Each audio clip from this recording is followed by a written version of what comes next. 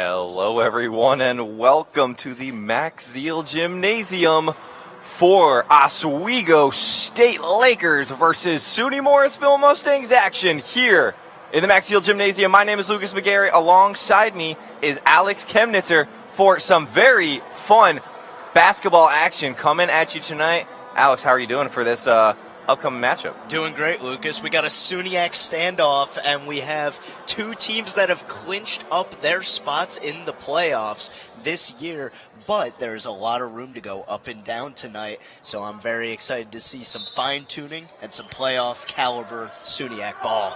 Yeah, I really like the way you said that. Both of these teams can go up and down, but it'll be Judd on the tip-off, and it'll be Foster coming down with it. Now it's going to be Fowler.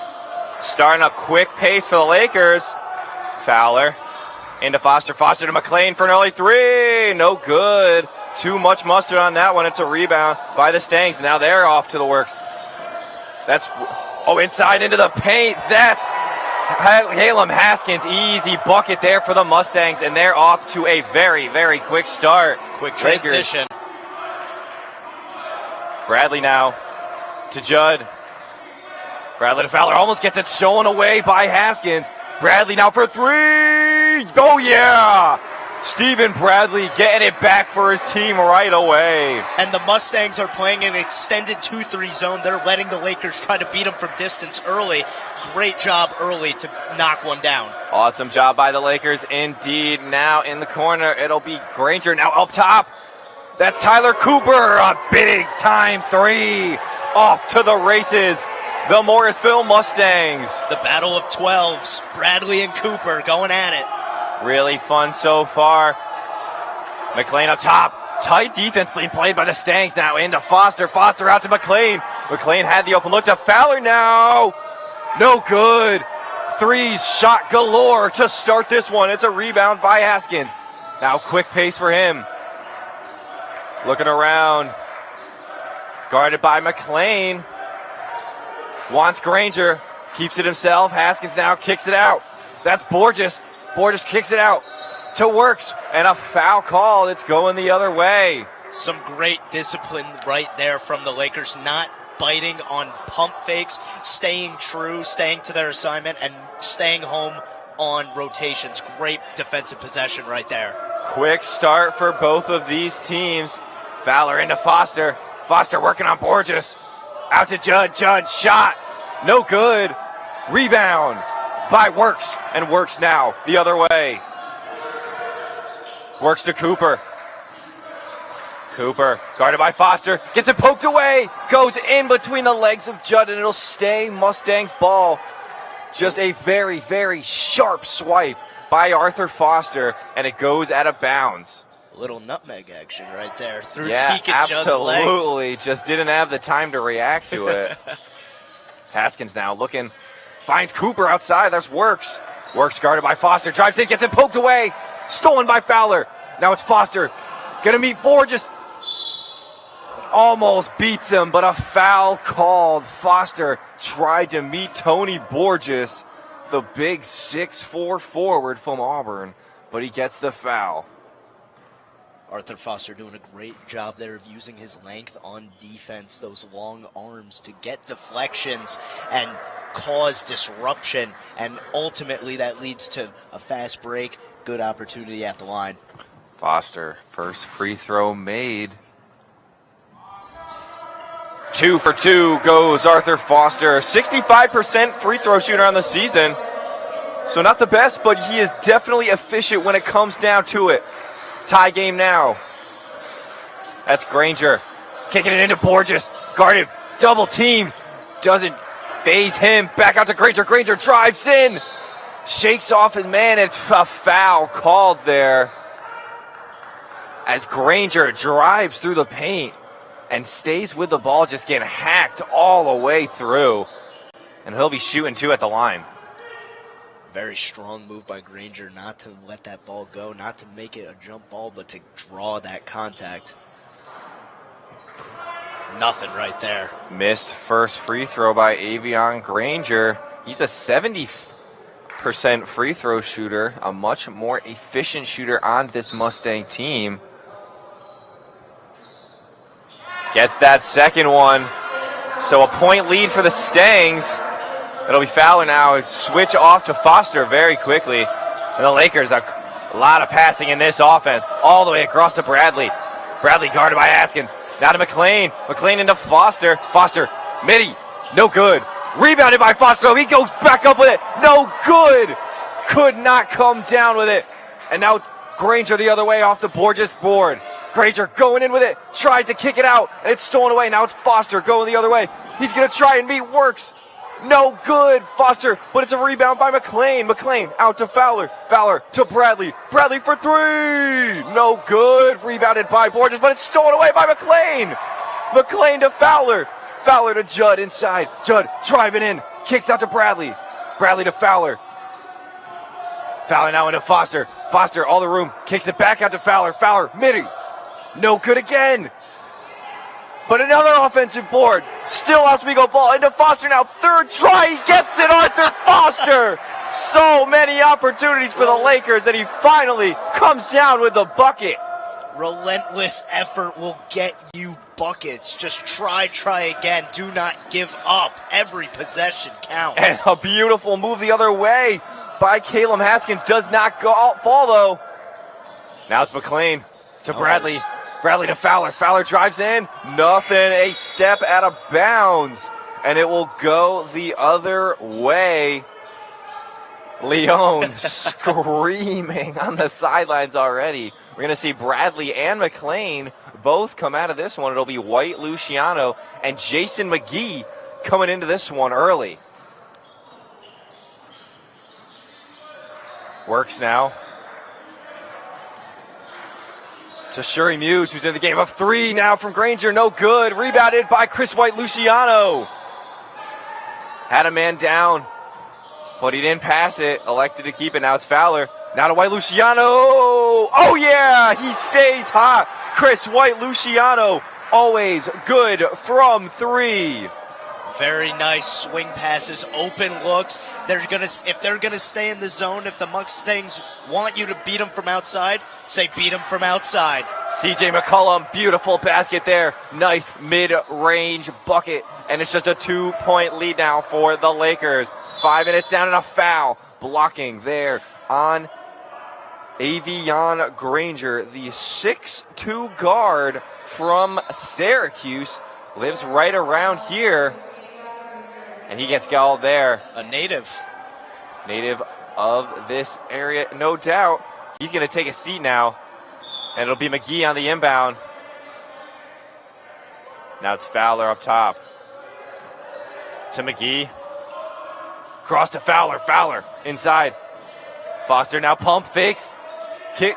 Dworkin inside. No good, but a foul called there on Sakai Shuri Muse. Foster's doing such a great job of wiggling his way to the cup and finding any little space that the Mustangs give him to get looks at the basket. Certainly, soon, these little roll around the rims will start going his way.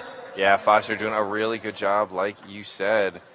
First free throw made of 2, so a very good start for him at the line.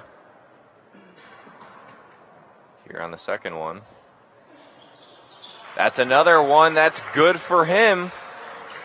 Foster doing a very good job, like I said, of drawing those fouls, and he's been capitalizing so far. But now the other way, it's McCollum.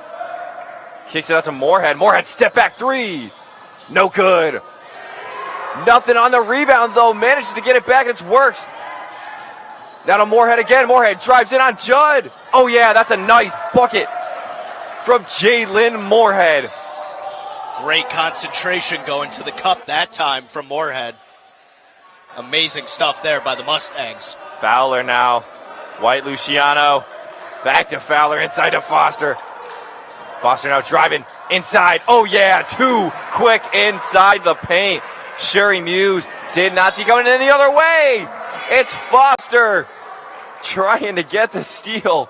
Just a touch too slow, and he manages to knock it out of bounds. And again, slithering to the cup every time. Foster's doing a great job. And the biggest difference between this Lakers and Stangs team is 3-point percentage and free throw percentage. So if Foster can keep looking for these looks at the cup and keep going to the line, knock him down, and make your difference. No doubt about it. Now driving inside. It's Papa Ba now. Nothing, unfortunately, for Jacob Works. Didn't work that time. It did not. But now it'll be Fowler the other way. A 4-point lead now for the Lakers. Guarded by Moorhead. Gets in into Foster. Foster working on Ba. Drives it in but loses it. It's Works go the other way. Works now kicks it out to McCullum. McCullum loses it. Now it's Fowler. Manages to get in and gets it to McGee. McGee almost gets it stolen away. Slows it down and gets it to Fowler. Fowler out to Foster for three. Bang!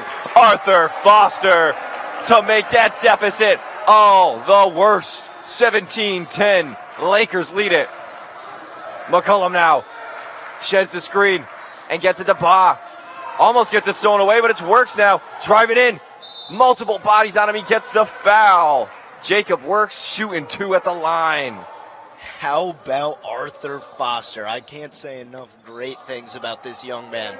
11 points right off the bat. Great defense on the other floor. He makes a 3, and he immediately goes to the other side. First free throw. That one is good for Jacob Works. Been everywhere in this game already. Now we're going to see Deacon Judd sit down for the Lakers. Patrick Emling coming in, getting his first minutes of the game. Second one good for Works. And he's going to come out. Granger's going to come in. Now it'll be Foster on the inbound, and a 5-point deficit now for the Lakers. Some passing up the court, and now Fowler will come down with it. Inside to Foster. Foster drives in, trips up, loses it, and it's Ba that comes back up with it. Gives it back, and now he's driving in. Tough basket, that's good. Bruce Wingate, first minutes of the game, and he's already got a bucket. Big time points for Bruce Wingate. Averaging 10.5 on the season, very quick off the dribble, and very quick in transition. Wingate making his presence known very early. Fowler gets snubbed. Foster for 3 again. No good. Granger coming down with it, but falls. Gets it to Ba. Now it's Wingate. Wingate drives in. Almost gets it stolen away by Foster. Moorhead recovers it. Goes up with it. No good. Rebounded by Foster. Fowler now to White. Luciano. Guarded by Moorhead and Ba. All the way around the court he goes. Now guarded by Granger. Good move. Drives in. And a step call by the referees. And it's going to go the other way. White Luciano traveling all around the court on that one. The spin cycle sometimes leads to your demise. Couldn't keep that pivot foot down. Very fast. Very good move. But couldn't find an option. Nobody gave him an option cutting. And he just ran out of time and space. Jalen Moorhead drives in now. Gets it stolen away. Contact. No foul. And it's Fowler now. Tries to get it to McGee in the corner. No good. Rebounded by Moorhead. Moorhead going up the other way. Takes it in. No one got him. That's a nice coast-to-coast bucket for Jalen Moorhead. Averaging 13 points per game. And he is off to the races in this one. He's got 4 now. And you can see Jason Leone is furious right now. Showing his players how much sloppiness that they are having on defense, not picking up on Moorhead on that fast break. We can hear him from here, Lucas. He's telling them to stop ball. If we can't stop ball, we are not going to be able. Jalen Moorhead, averaging 13 points a game. He is a spark plug off the bench and a guy who is a 3-level scorer. And if you're not going to stop their 3-level scorer and leading scorer, what are we doing, boys? Lakers got to get back in control on defense. Yeah, I think the fact that he just went untouched through that entire sequence there as he ran up the court, just unacceptable to Leone. And that's why he calls the timeout there, still up a point. Now McLean back in the game to McGee. Now to Emling. Emling to working on Wingate, drives into McGee. McGee going up with it himself. No good, but a foul called there. Believe it was on C.J. McCullum. And Jason McGee will be shooting too. Sorry for cutting you off, No Lucas. worries. McGee, a little bit of a bully ball. Very nice style of play there. Pound dribble, 1-2, step over, get a little contact, get an arm in there, and test your luck at the free throw line. McGee first free throw made. And as someone who has called plenty of these Oswego basketball games, McGee loves to drive in the paint. He is probably the most physical player on this Oswego basketball squad. He muscles his way into every single basket. No good on the second one. And a push call that'll go the other way. So just a 2-point lead for the Lakers. Got 11 minutes and 25 seconds left in this first half. And it'll be C.J. McCullum taking it up for the Stangs. Guarded by Bradley. Now to Moorhead. Moorhead to Bob. Bob! No good. Granger in now out the offensive board, and that's a tough basket by Avion Granger. Quick hustle, quick offensive rebounds, and now the Mustangs have some life behind their legs. McGee the other way, and that's an even better bucket in transition. But McCullum the other way, speedster, no good, gets blocked by the rim. Just shot it a second too late. And quick pace offense for the Lakers. Bradley now doubled. Inside to Fowler. Fowler. That's good. Mid-range bucket for Freddie Fowler, and a 4-point lead for the Oswego Lakers. This is some jarring pace between both teams right now. Just absolutely sprinting down the court. Stolen away by Fowler. Beautiful heads-up play. Gets it to Bradley. Bradley to McGee. McGee drives in to Fowler in the corner, wide open. Bang! Big three for Freddie Fowler. 25-18 and a 7-point lead. And Fowler, that is not his game. He's a 28% shooter. But when those hit for your 28% shooter, you'll take everything. It's firing right now for the Lakers. Emling tips it away there. Now he's going to get subbed out. Judd coming into the game along with Foster. And it'll be McLean and Emling taking a seat. And Borges coming back into this one for the Stangs, while Moorhead and Ba are going to take a seat along with Granger. So some new additions for both of these squads. The Mustangs are using Borges as a Judd kryptonite. They absolutely Size are. for size. That's Haskins now. Haskins averaging 9 points a game. Gonna get going soon on offense, you have to think. Almost beats Bradley. Kicks it out to Works instead for three. No good. Shot clock goes off. And the Lakers come down with it. That's Foster. Now Fowler. Fowler coming off the big three. Kicks it out to Foster. Back inside to Fowler. Pump into Judd. Judd guarded by Works. Great defense by Jacob Works. And nothing for Deacon Judd. And now the other way. Wingate up with it. Nothing. Rebounded by Judd. And this should be an opportunity right now for the Lakers to slow down the pace a little bit. It has gotten way too out of hand. Despite them being up by 7 points, you need to get some good offensive possessions right now, like McGee bully ball and some contact right there. Again, McGee going up with it.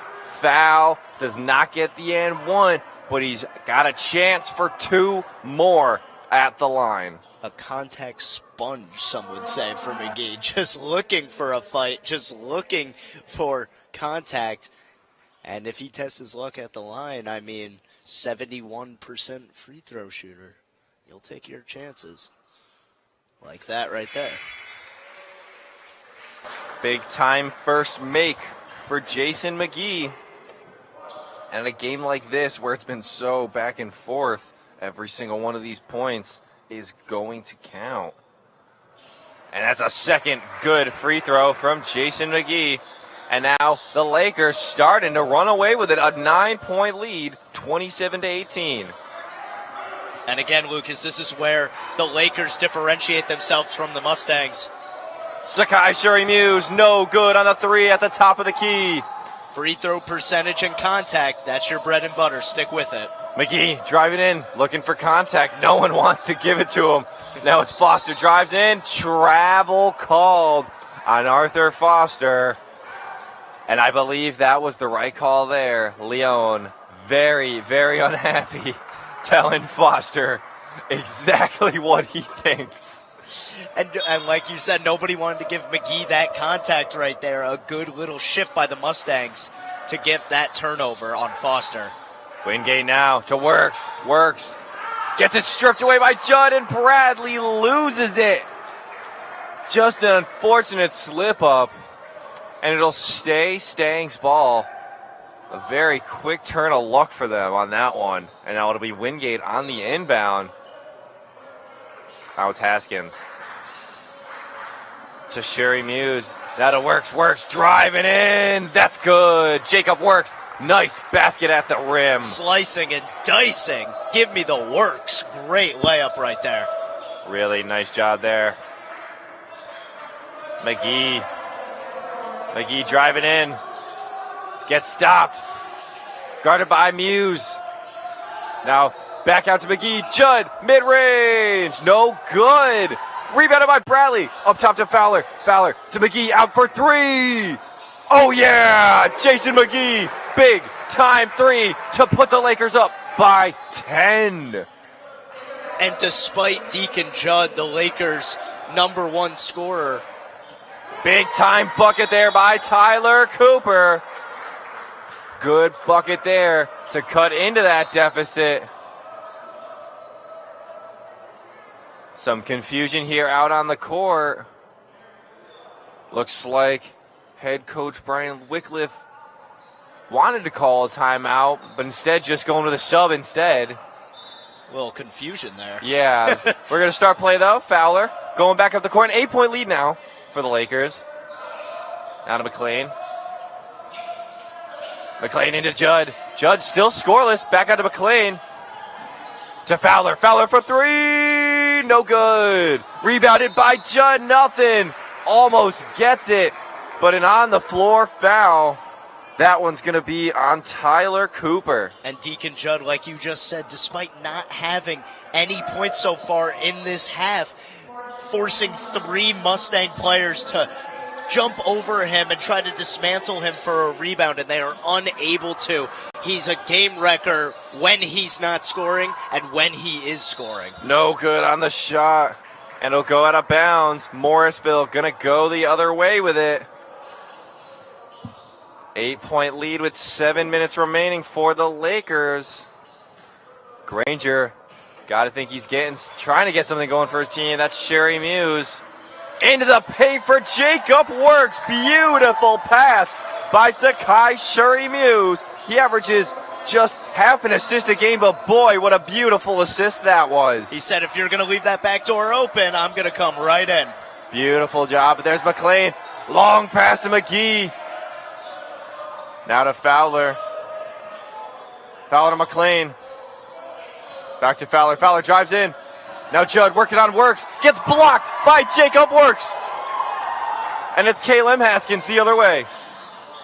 To Granger. Granger drives in. Working on 2 guys. Beats them both. That's a nice basket for Avion Granger. And just like that, it's a 4-point deficit for the Mustangs that they have to make up.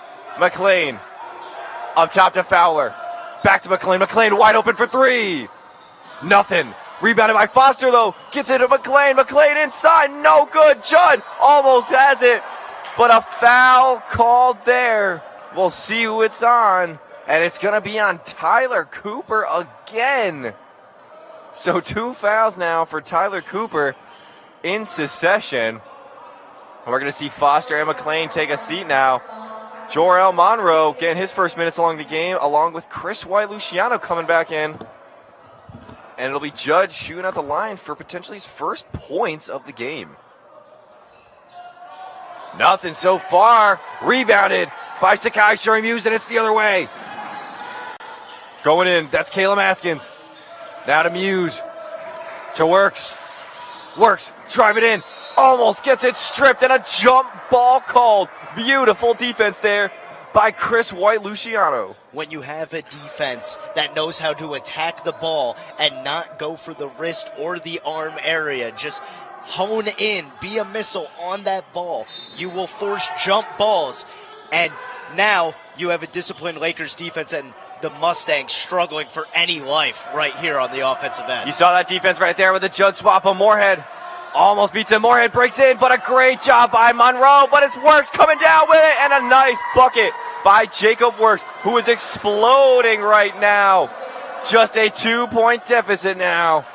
6-0 run for Morrisville.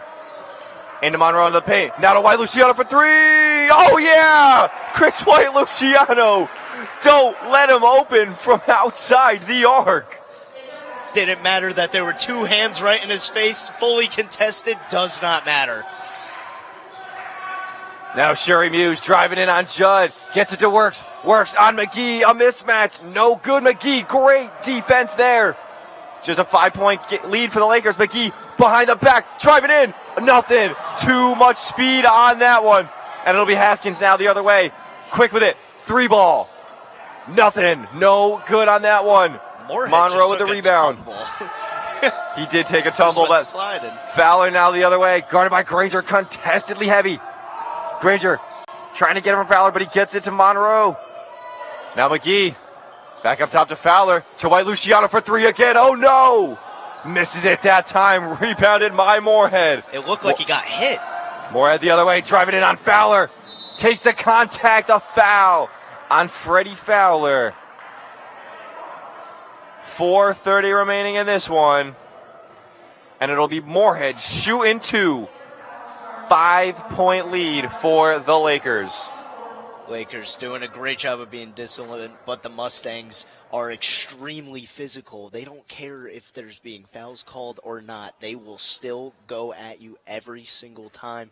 They will hunt for an arm to go up on a shot, and they will try to convert from the free throw line. Again, the Mustangs' numbers at the charity stripe are worse in comparisons to the Lakers, and I think they know that going in. So they need, what their game plan is to just go for quantity over quality. Just keep going for as many free throws as you can.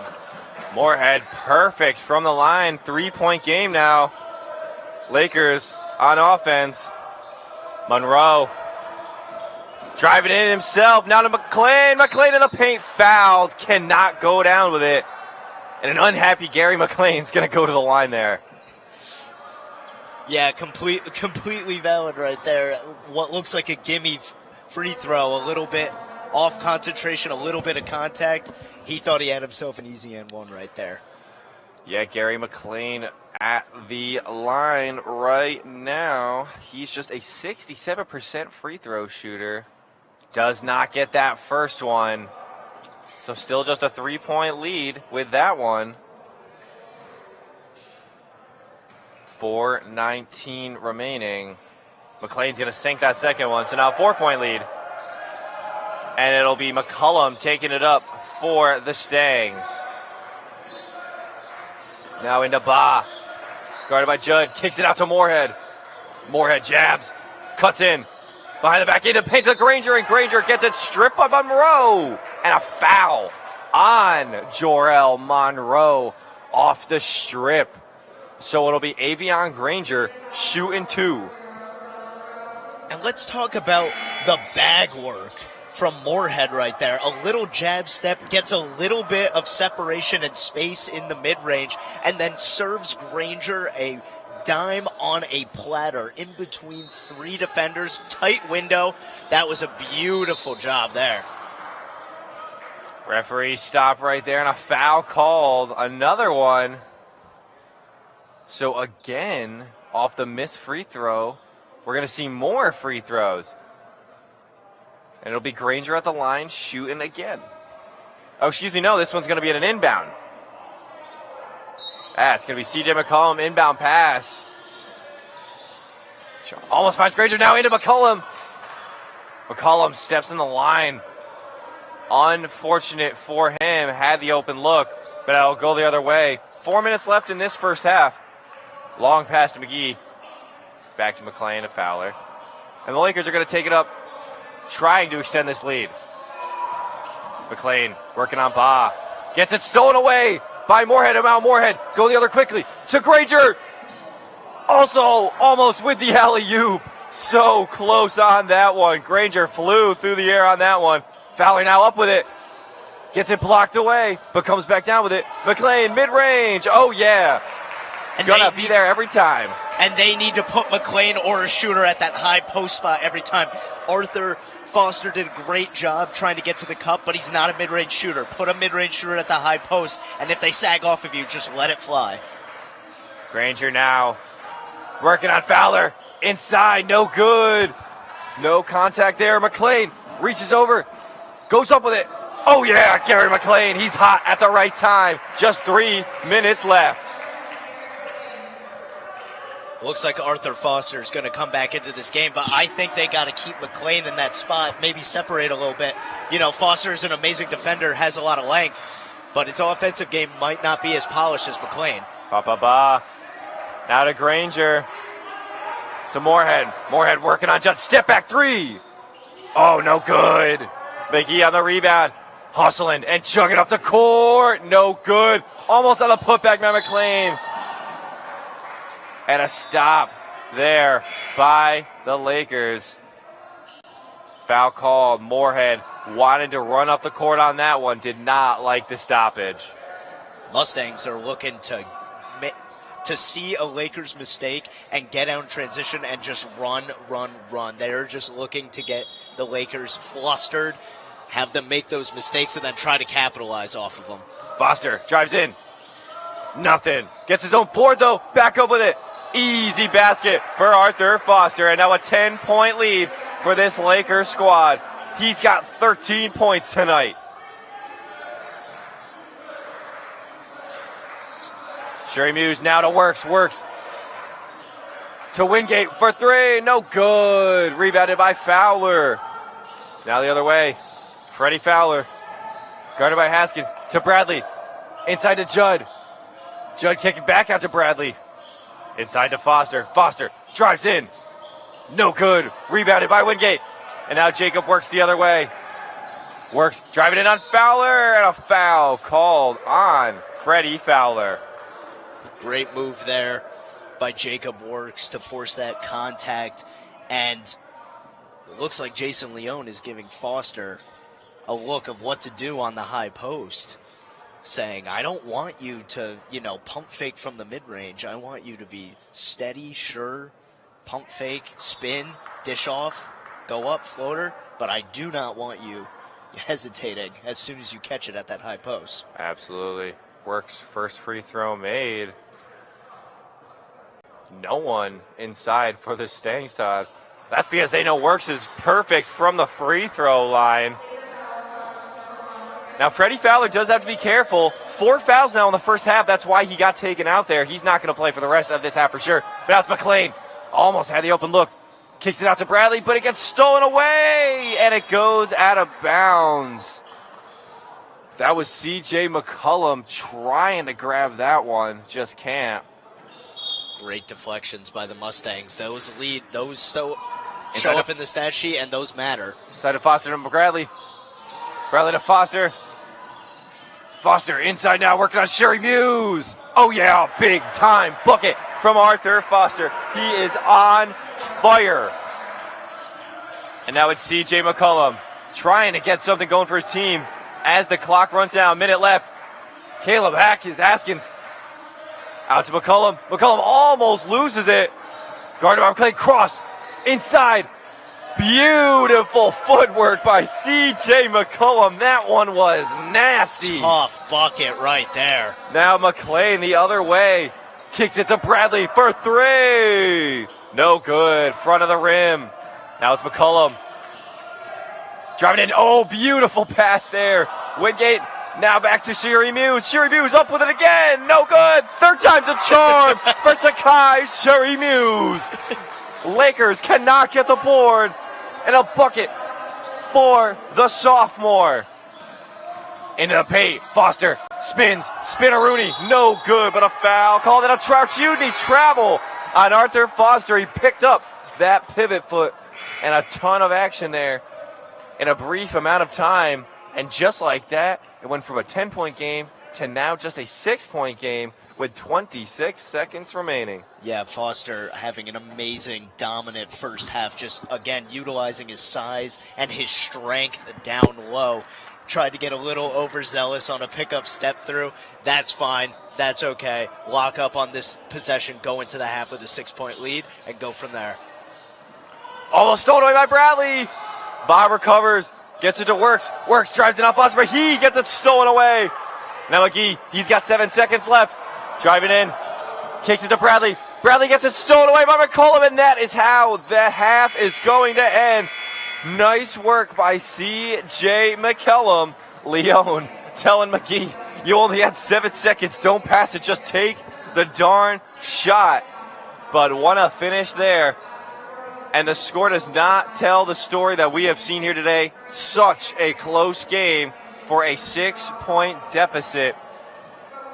Wow, what a first half. Amazing first half. Great first half for Oswego, doing the little things right, and that's what Jason Leone preaches. He will get furious and up in his players' face if he sees multiple travels, if he sees wild passes, if he sees people, speeding up too fast and not taking control of that rock before you set into your offense. I think he rips into them for the little mistakes that they make, and they go from there. Before we send it away, some quick looks at the stats. Morrisville shooting 45% from the field. However, just 11% from 3. And then in the free throw department, 87%. They're 7 for 8 on the day. And then over on the Lakers side, 8 for 11 from the free throw line. Haven't taken as advantage, but 40% from the 3-point line with 6 for 15. And 14 for 38 total on the day. So a little bit better of a scoring day from Morrisville, but a lack of points from outside the arc leads to the 6-point deficit. However, folks, that is going to do it for about 13 minutes, but we'll be back for the second half of action between the Lakers and the Stangs. Stick around for more.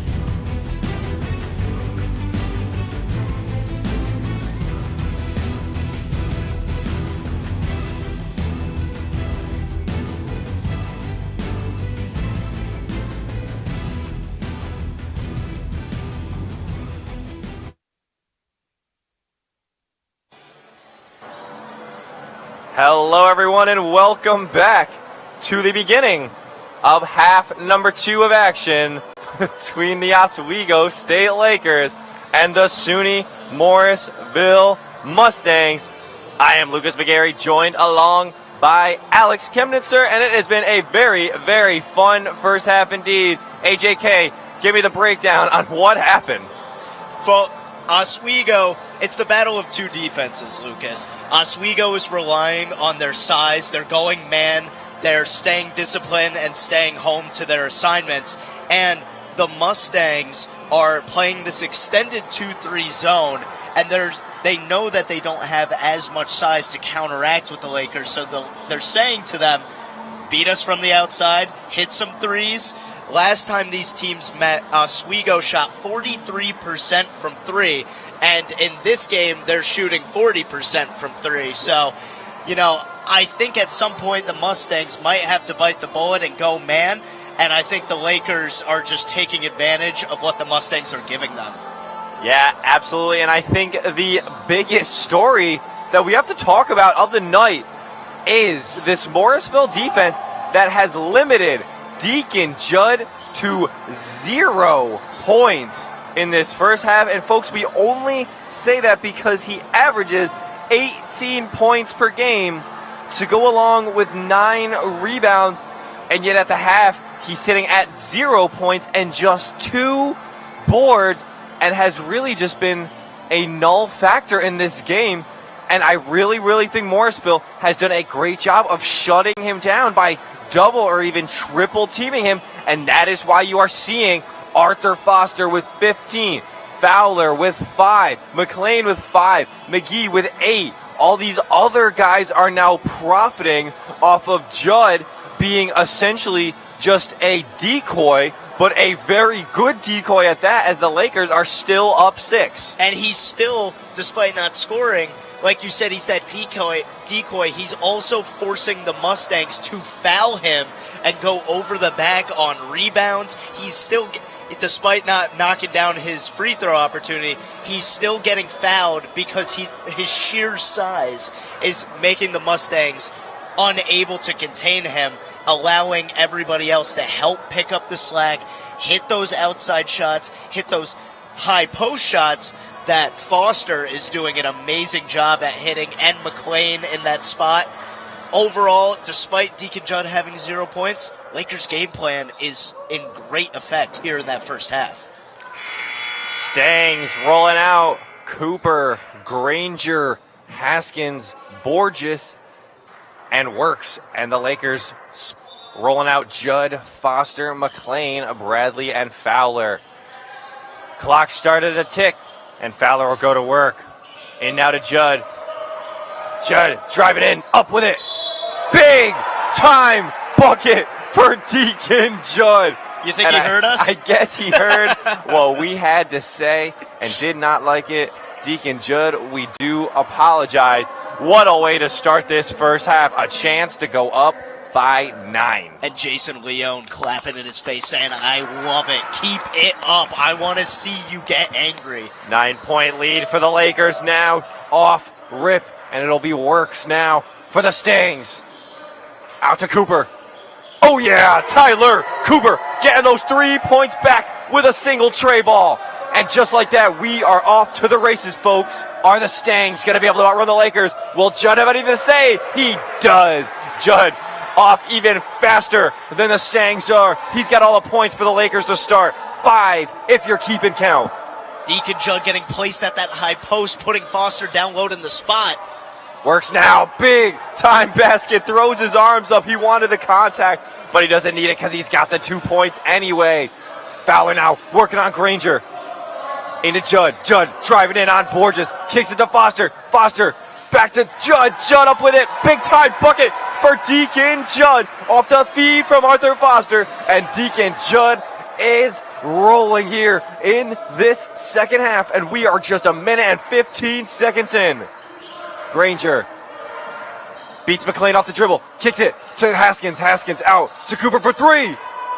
Oh, he stays hot. Tyler Cooper, 6 points to start this half, and it's off to ginormous 3 balls. And he hits that celebration. He's feeling himself right now. If the Mustangs get a quick steal here, expect it to go right back into Cooper's hands. He wants to pull. Judd, mid-range. Oh, yeah. He is feeling himself, too. Deacon Judd, 9 points to start this game.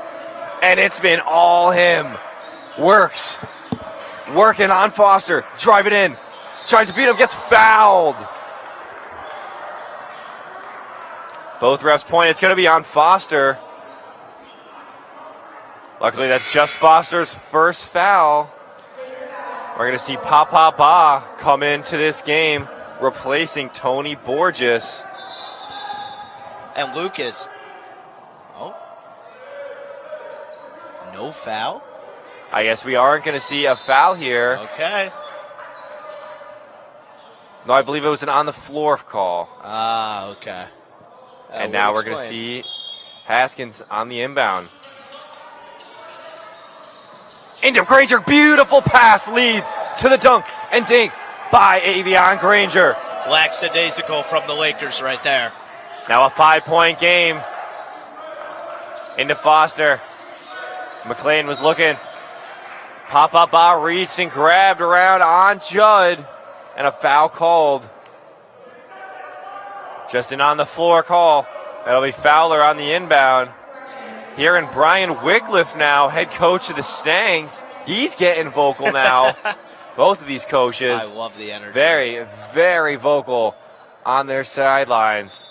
Pacing back and forth incessantly. It'll be Fowler on the inbound. Right into Judd. Gets it knocked away. And it'll stay Lakers ball. Last Granger. off Granger. Holding that left knee a little bit. Seems like he's all right. This game has the feel of a playoff game, a SUNY conference matchup. It is just both teams elevating themselves to that playoff standard. They both have locked up their spot, but they want to see who's going to be in that playoff rotation in a couple of weeks. Lakers still trying to fight for the 1 seed, need every win they can get.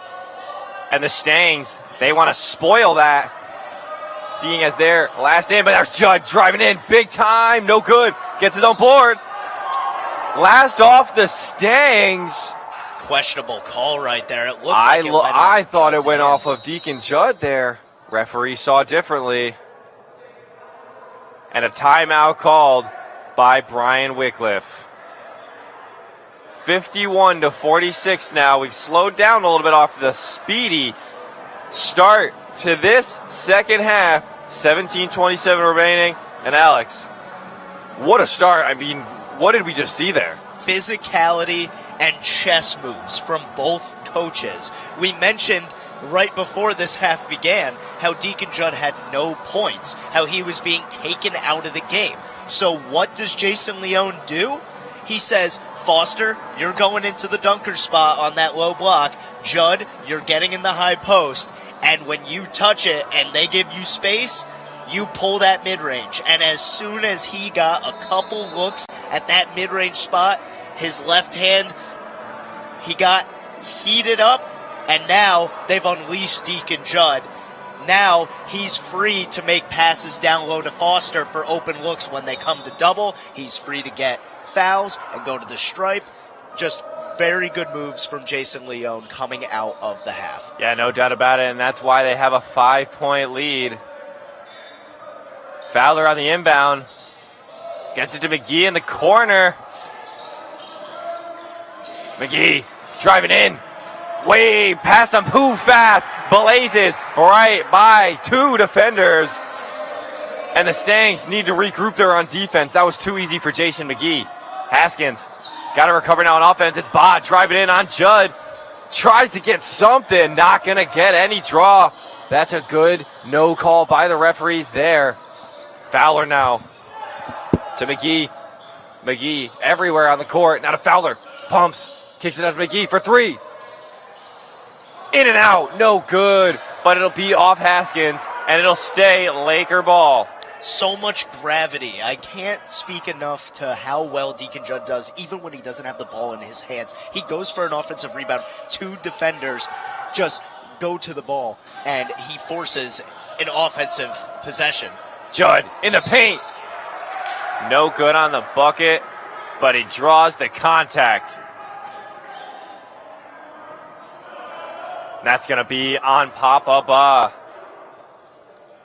the junior forward. His second foul of the game. He was not happy with that one.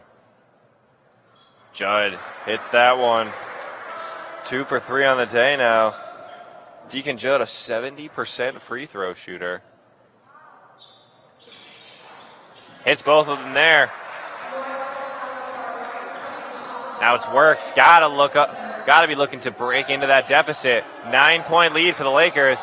In now to Baba, almost losing a travel called on Papa Ba. And he is furious with that one. He thought he was getting hacked. Gets the travel call instead, and Brian Wycliffe is saying, just go, just go. You're going to get a technical if you keep talking. He's also upset, though. There's Fowler. In now to Judd. Can't let your emotions get the best of you. Judd gets it stripped away by Haskins, and now it's Works. 3-on-1 opportunity. Up with it is Haskins. That's a good bucket. Fowler didn't even want to try, but now the other way. Foster. 1-on-2 opportunity. No good, but a foul called. That's Papa Ba again with the foul. 3 fouls for him now. 4 fouls, excuse me. So extremely dangerous territory now for Papa Ba. As Foster gonna hit that first one. Lakers now back up to an 8-point lead. Lakers showing them why they get so many free throws, why they have so much size. Getting to the line 8 times so far in this game.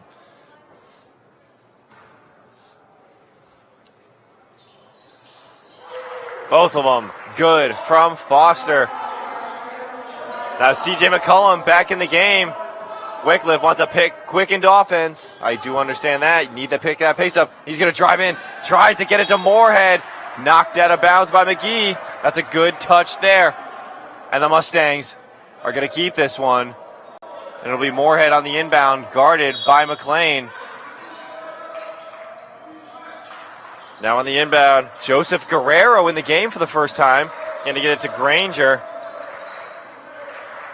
Granger working on Fowler. Behind the back. Gets it into Guerrero. Tries to get it into Guerrero. But it's tipped and it'll stay staying ball. 9 seconds on that shot clock. Got to be careful of that one. Great footwork from Fowler. He knows Granger's quick and he is meeting him chest on. Foul on Fowler on the floor. Chess, him. like you just said, chess match between him and Granger. And he just got a little bit too handsy for the refs. A little bit too much forearm. That'll be foul number 4 for Fowler, who has had such a good game. 5 points, 3 rebounds, 6 assists, and 4 steals. A pure initiator for the Lakers. But White Luciano now, and guarding on Wingate, gets bumped. Kick it out to McCollum. McCollum. That's Guerrero in the corner. No good. Not enough pepper on that one. Judd with force to McLean for 3. No good. Unlucky bounce, and it's going to stay on the floor, going the other way.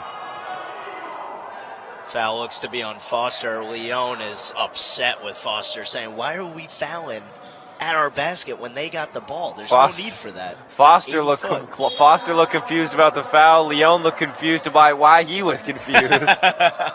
Leon, yeah, like you said, basically said, what are you doing? We're 80 feet from the basket. But Works now going in. That's Wingate. Guarded by Foster. Almost beats him, goes up with it. No good. Guerrero tips it up. Also doesn't get anything, and it'll be Judd coming down with it.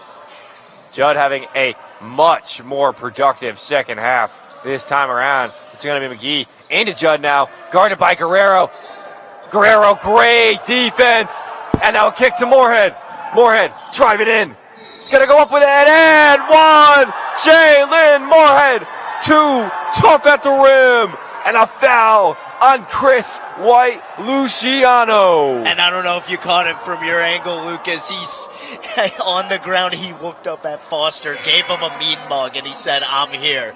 He looked at him dead in the eyes after that tough layup. Just a great move from Moorhead. Really great way to get your team back into this one. Moorhead right there. Oh, yeah, just a 6-point game now, just like that. 79% free throw shooter. You know he's going to hit him in big moments like this. Got 15 minutes left. Almost gets it stolen away. It's McGee. McLean now to McGee. White-Luciano, don't leave him open outside the arc. Gonna drive in instead, mid-range. No good, in and out.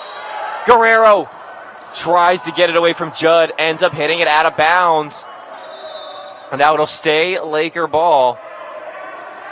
And it looks like we might be getting a technical foul. No, it's possession Mustangs. No tech. It'll just be an inbounds. I thought the refs pointed at Leone. Inbound Judd. Judd up with it. Oh yeah, too tough to handle for Deacon Judd. Now Haskins the other way, driving it himself. High off the rim. Judd couldn't grab it. Back and forth we go. McGee racing up across to White-Luciano to McClain for three. Boom! Jalen Moorhead the other way. Get this crowd taking a second. up. But what a series of events. Laker benches on their feet. Moorhead driving in. Gets it poked away by McClain. McClain tips it to Judd. Dog City by Deacon Judd. Holy turn shift. 11-point lead for the Lakers. You want to talk about a change of momentum? That's how you do it in 2 plays right there. And a foul on White-Luciano. Vibe killer in the Maxfield Gymnasium by the referee there. Wow, what a turn of momentum. And by the way, Deacon Judd now has 15 points. In a matter of 6:20. We have been playing basketball for about 6 minutes and 20 seconds. Absolutely ridiculous by him. And Garrett, now into the paint. Wingate. And one. Bruce Wingate right back. They are not going anywhere. Wow. Every single time you think one team's got it, the other team says absolutely not. And what, it'll be Bruce Wingate Give me that. at the line. You got momentum? Give me that. Great plays all around. As Wingate can't hit it. Can't convert. McGee. Now to Bradley. Bradley. Fake. Now to McLean. To McGee. Great passing by the Lakers. Can it lead to something? Oh, yeah! Jason McGee with a chance for a 4-point play. Oh, my God. I don't even understand what I am looking at right now. What energy just came into here? What just happened in this basketball game? The fans that are here have been given a treat of not one but 2 great basketball games. And just like that, the Lakers have run away with this one. You wouldn't think so because of how back and forth this is, but it is a 12-point game. And a minute and a half ago, it was a 5-6 point game. And we see 2 huge swings of momentum and about, 3 or 4 huge statement plays. And next thing you know, the Lakers are smiling right now. And McGee is going to go to the line to try to convert this 4-point play. Look at him right now. He is walking with so much swagger. He knows what he just did. He knows that he just lit a fire underneath every Lakers fan in this gym, and he's hyped. Foster hyping him up. Teammates, team chemistry off the charts right now. Lakers in complete control. This has been such a fun night of basketball, and it has been much in part due to that man at the free throw line right there. Jason McGee, 13 points on the day with a chance for 14. Something I have never seen in person. Hey, this is the first time for everything. A 3-and-1. I was ready for him to count his fingers. And he makes it a 4-point play. 68-55. Still 13 minutes left. The Stangs have shown that anything is possible, but the Lakers in full control right now. There's Works. Now to Haskins. Haskins asking for something. Drives in himself. Haskins. Oh, nothing on the jelly. Now to Bradley the other way. Bradley up with it. Tough basket by Stephen Bradley, and the Lakers are rolling. 9-2 run in the last minute of play. Huge runs. Game of runs, though. As you said, we have a lot of time left. C.J. McCollum in. Gets it blocked away. Foster now. What are we going to see here? McLean to Judd. That's another dunk for Deacon Judd. And they are rolling. Lakers cannot be stopped right now. If you're Jason Leone, you've got to be so happy with the mentality that your players came out with. Even when the Mustangs got it within a 6-point game, they were so steadfast and focused to shift it back to this. Leone has got to commend his guys. Foster with a block away, going out of bounds. Great defensive prowess by him. But my word, what a series of events. And now just like that, a 17-point lead. Granger now to Moorhead. Moorhead in to Wingate. Wingate backing down Judd inside. That's a big-time basket for Bruce Wingate. He seems to be the one that's getting the baskets right now for the Stangs. McGee doesn't want to let that mean anything at all. Now to McLean. McLean had a little space. Good passing back and forth for the Lakers again. Inside to Judd. Judd working. Now to McLean. McLean shifty as ever. Tries to kick it out to McGee. McGee saves it. McGee inside. Drives it in himself. No good. And it goes off the foot of Shakai Sherry-Muse. And it'll stay Laker ball. Just hunting the offensive glass. When Foster and Judd together go for an offensive board, they draw in so much attention, and it forces mistakes and extra possessions for the Lakers. Judd in, right, no good. Foul called. That's going to be on Sherry-Muse again. Another foul for him. He's got 2 in back-to-back possessions, and it'll be Judd now at the line with a chance for 2 points. No good on that first one. He's played every single minute of this game. Maybe his legs are a little tired right now, but they can't keep him out right now. He's doing too much work for them on both ends of the glass. No good on the second. Gets his own board, though. Kicks it out to Bradley. Bradley drives in to Foster. Kicks it to McGee. Such beautiful ball movement by the Lakers. To McGee. McGee, long 3. No good. Back of the rim. Rebounded by Granger. Wingate. Quick pace. Pucks off McGee. And a blocking foul on Jason McGee. That's going to be his first foul. So okay for him. We got 11 minutes to go and a 15-point lead for the Lakers. Gary McLean, 3 for 4 on his last 4 shots. He is doing fantastic work. Speaking of work, Jacob Works, 4 for 5 on his last 5 shots. But it'll be his teammate Wingate here at the line. And a big part, Lucas. 11 minutes left in this game, and the Mustangs are in the bonus. You talk about finding a way to crawl back into a game, double-digit lead, go to the hoop, find some contact. They already have Fowler in foul trouble, who sat most of the second half.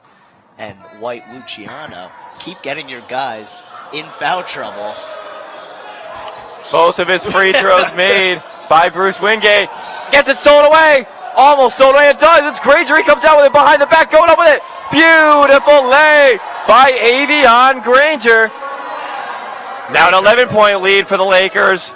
Around the world. Foster. Got to get something back. You cannot let the Stangs come back into this. Leon. Got to keep some words of advice right now. There's Bradley going around. Keep some words of advice right now. There's Bradley going around. Bradley to McGee. Back to Bradley. Fakes. Three-pointer. Top of the key. No good. Front of the rim. Rebounded by McLean. Going up with it. Beautiful move himself. Blocked by Tyler Cooper. And it's Cooper now the other way. Cooper, perfect on the day. 4 for 4 from the field. 3 for 3 from beyond the arc. But he's going to give it to Wingate. Wingate in. Right over Deacon Judd. Beautiful job by Bruce Wingate. And now just a 9-point lead for the Lakers. Stolen away by Wingate. Wingate going up with it. That's a bucket right over Gary McLean. Lakers electing not to call a timeout. Into Foster. McGee. Back down. Nothing. No call there. And a foul called at the other end of the court. Mustangs furious on that sideline. Cannot believe it. The referee down at the bottom corner called something in the middle of the court. Jalen Moorhead is fuming right now. Moorhead better be careful or he's going to get attacked. He just walked past 2 referees, clapping his hands as loud as he can and screaming. Regardless, it will be White Luciano at the line. Tyler Cooper is going to come out along with Moorhead. It's going to cool off. It's going to be Works and Haskins coming into this game. White Luciano makes that first one. Huge free throw needed after Oswego went scoreless for the past 3 minutes. That was a 10-0 run we just saw. And a much needed cut into that break, as we just saw there by White Luciano. Such crucial time as he's going to sit now and take a break. And Fowler will come in to replace him. Got to be careful with those 4 fouls, but Leon has been saving him for this time in the game right now. Works. Muscles off his defender. Goes up with it. No foul called. Judd with a rebound and great defense there. Fowler, he's got 4 fouls. He's in this game, though. Taking it to McGee. McGee drives. Out to McLean. McLean, step back 3. No good. Lakers have not been able to connect on those outside the arc. Tipped away by Judd. Haskins gets it. Slowing it down now. A 9-point game. We got 8:45 left. Such big stakes in this one. This game is not over by a long shot. Wingate. Now to Pa. Lakers not giving anything up on the perimeter. Wingate to Granger. Granger in the corner. That's Haskins. No good. Air ball. And Fowler's going to take it the other way. Got to imagine he's going to slow it down a little bit. Not too much, though, as Foster's going to take it, and Foster driving it himself. No good, but a foul called on Papa Ba. That double trouble down low of Foster and Judd is giving the Lakers an opportunity to settle down, hit your shots from the charity stripe. Fowler came back into this game for his playmaking. They don't need him to defend as heavy as possible. They just need his playmaking. They need the bigs to take care, get people in foul trouble on the Mustang side, and slowly put this game away. Foster hits that one. Papa Ba, as I've just realized, has now fouled out of the game. A very, very unfortunate loss for the Stangs. He was everywhere on the court tonight. But Foster makes those 2 big free throws. So again, free throws coming in clutch for the Lakers after that Stangs run. Now back up to an 11-point lead. 8 minutes left for the Stangs to make this comeback. Haskins to Works. To Wingate. Wingate drives in, beats Judd. Up. Gets blocked by McLean. And a rebound by McGee. Almost gets it stolen away. McGee's able to get it to McLean, and now they're across court. Judd driving in on Cooper. Takes it himself. Gets it stolen away by Granger. And now it's Wingate. Got a 3-on-1 advantage. Goes up with it himself. Wingate! They're going to call a blocking foul. Fowler is gone. That is his 5th foul of the game. He tried to take that charge, got too far into the restricted area, and now he is gone. Freddie Fowler, a brave attempt trying to take that charge. It just didn't pan out, didn't get his feet set, according to those referees. And now it'll be Wingate at the line. And Fowler, a crucial part of this offense for the Lakers, is now out of this one. And there's still 7 minutes and 40 seconds. Wingate gets the bounce on that one. And now a 7-point game. The Stangs are right back in this one. Almost gets stolen away. Bradley again almost gets it stolen away. McGee driving in himself. Goes up with it. McGee, look at him fly. Back up to a 10-point lead. Granger gives it to Haskins. What a series of events. McGee, beautiful, beautiful move there. Tyler Cooper looking like he's about to come in. He needs to provide some offense, and Wingcliffe knows it. Granger going up with it.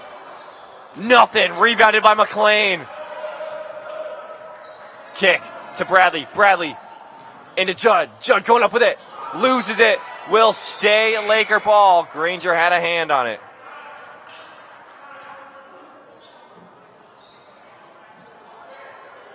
Tyler Cooper for the Mustangs is 4 for 4 and 3 from 3 from three-point range. Let's see if he can provide some hot shooting. Foster. McGee, corner, wide open. No good. Haskins gets knocked down by Judd. Has to get recovered by Guerrero. Now Haskins will go back up the court with the ball. 10-point game with 6:30 remaining. Granger. Doesn't like it. Now he does. Gonna drive in. Beats two guys and gets fouled on the ground.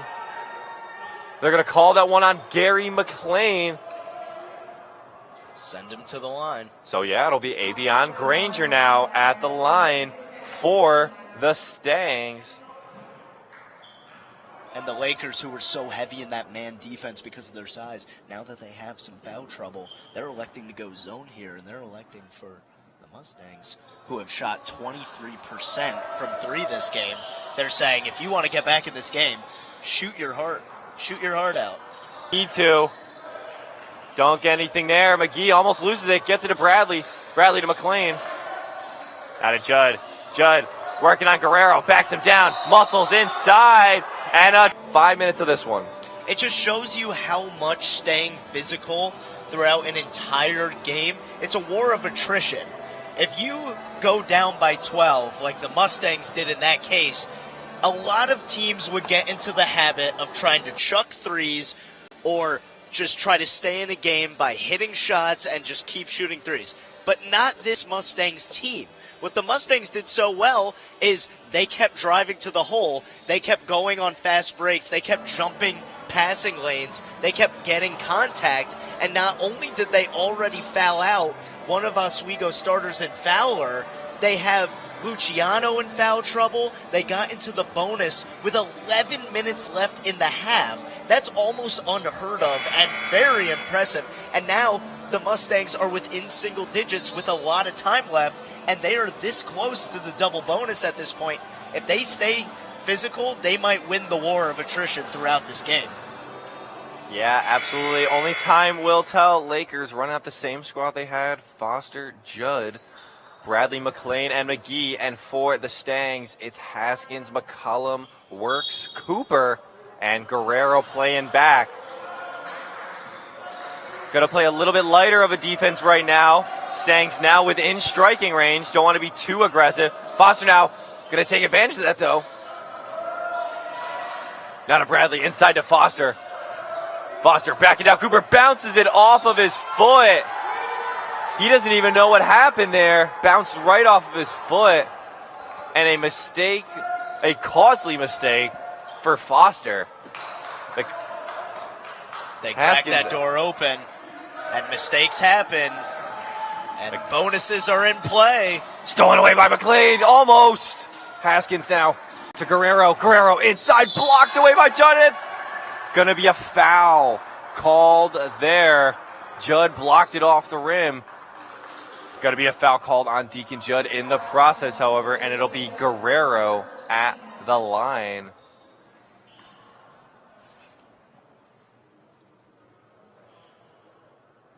Looking for his first points of the game. No good on that first one. And Guerrero, only a 55% free throw shooter. If you want to send anybody to that line, that's who you want to send. Guerrero going to try his luck on the second one. No good. Foster, great rebound. Right over McCollum. Long pass to McLean. Now into Foster. Foster spins, working on Guerrero. Out to McGee. McGee wide open. No good. Lakers cold from the three. Into Haskins. Haskins up with him. Tipped away. And a goaltending call. McLean just a second too late on that one. Little too high. But wow, did you see Gary McLean fly through the air on that one to More get like that dunk? Gary McPlane. That was absurd. Right call by the referee, but Very great, much the right call. Great effort from Yeah. McLean. Pure athleticism from Gary McLean. Now he's going to get to Foster in the corner. Bradley. McLean so fast. Gets it to Judd. Mid-range. Oh, yeah. You cannot leave Deacon Judd open in that mid-range area, especially when he's hot. He is now at 19 posts.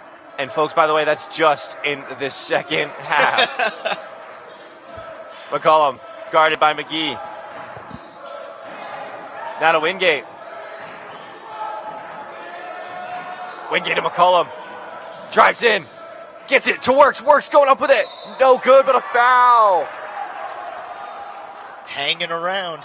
Works going to the line. 4 minutes left. And it'll be Jacob Works at the line. It's just an 8-point lead for the Lakers. And yeah, like you said, Mustangs fully in this one.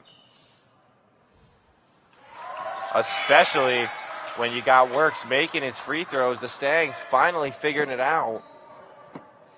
Moorhead's going to come in now.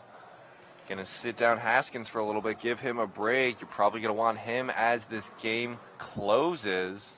And as soon as if he makes this free throw, watch them go into their press. They're trying to get them in the corners right here, force them to make that pass to the outside so that two men can come, and they make those overarching passes, and mistakes like that happen.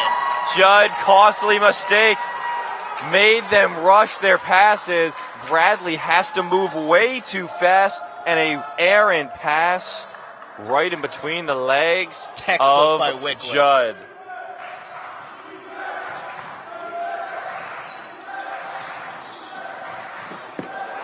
Wingate now driving in, backs down McGee, kicks it out to Moorhead. Moorhead to Works for three. No good. Back by McCollum, offensive board. Guerrero, offensive board, and he goes up with it. What a play by Joseph Guerrero, and it is a 4-point game. Foster now the other way, blazing with speed. No good. Rebounded by Bradley. Bradley goes up, and then a foul. A foul called on Joseph Guerrero. No, excuse me, they're going to call it on Wingate. And if you're the Lakers, you don't want to be going fast right now. The clock is there so you can eat it up right now. They can't fall victim to Morrisville trying to speed up the pace. Slow it down, take 20 seconds off the clock each possession, and eat this game away.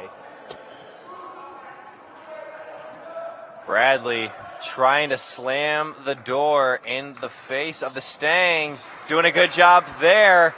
3 minutes left in this one. 6 minutes left. They're going to take their time with that one. Moorhead now up top. Into Wingate. Wingate driving in. Going up with it. Nice bucket by Bruce Wingate. They just won't go away. 4-point game with 3 minutes remaining. And a stoppage. McLean's going to come out of this one. Going to have to sit there. Lakers only have 4 players on the court right now. Getting patched and up. There's a timeout, yeah. McLean has to get, it looks like he's getting patched up, and a timeout forced. Leon furious with Jason McGee there, as you can see in that huddle. And on the other side, Brian Wycliffe has to be thinking, what can we do? Because if I am thinking clearly about this game, the Stanks have all the momentum right now as it's coming down to this one. Absolutely, Lucas, because what did we say?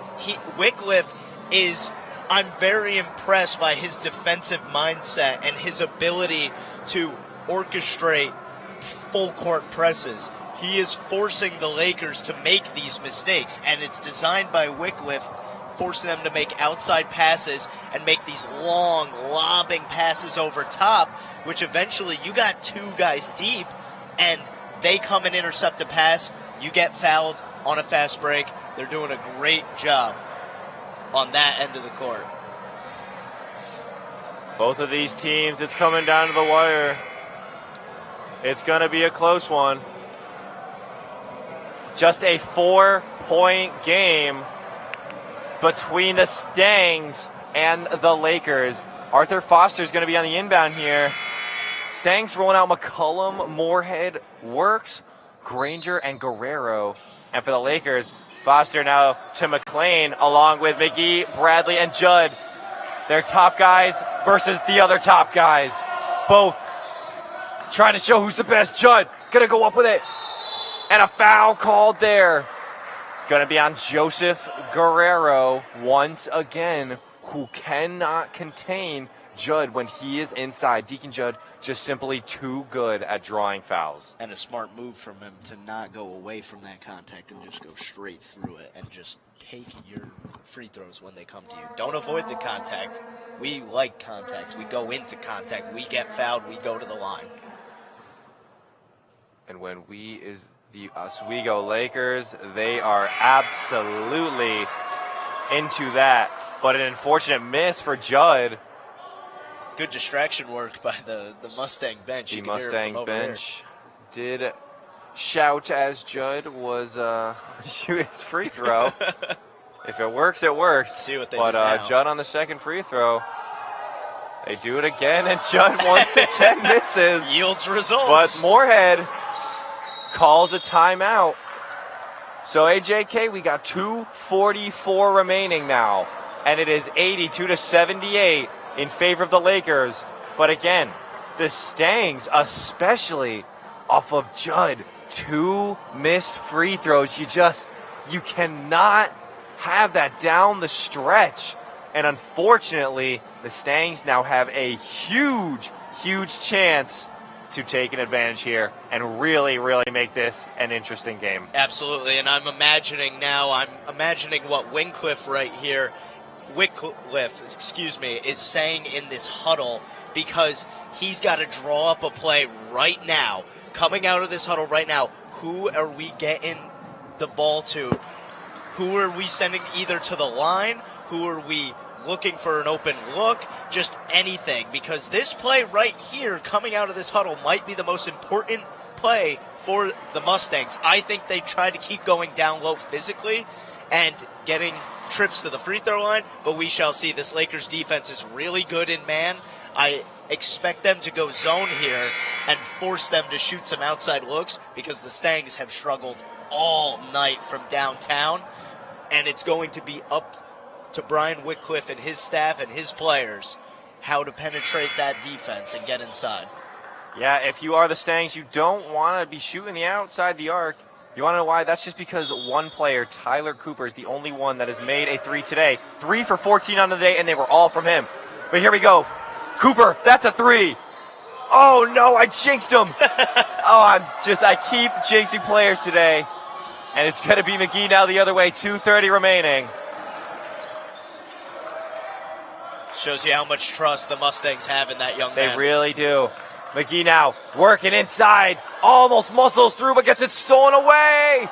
Gonna bounce out of bounds. Haskins, the last one to touch it.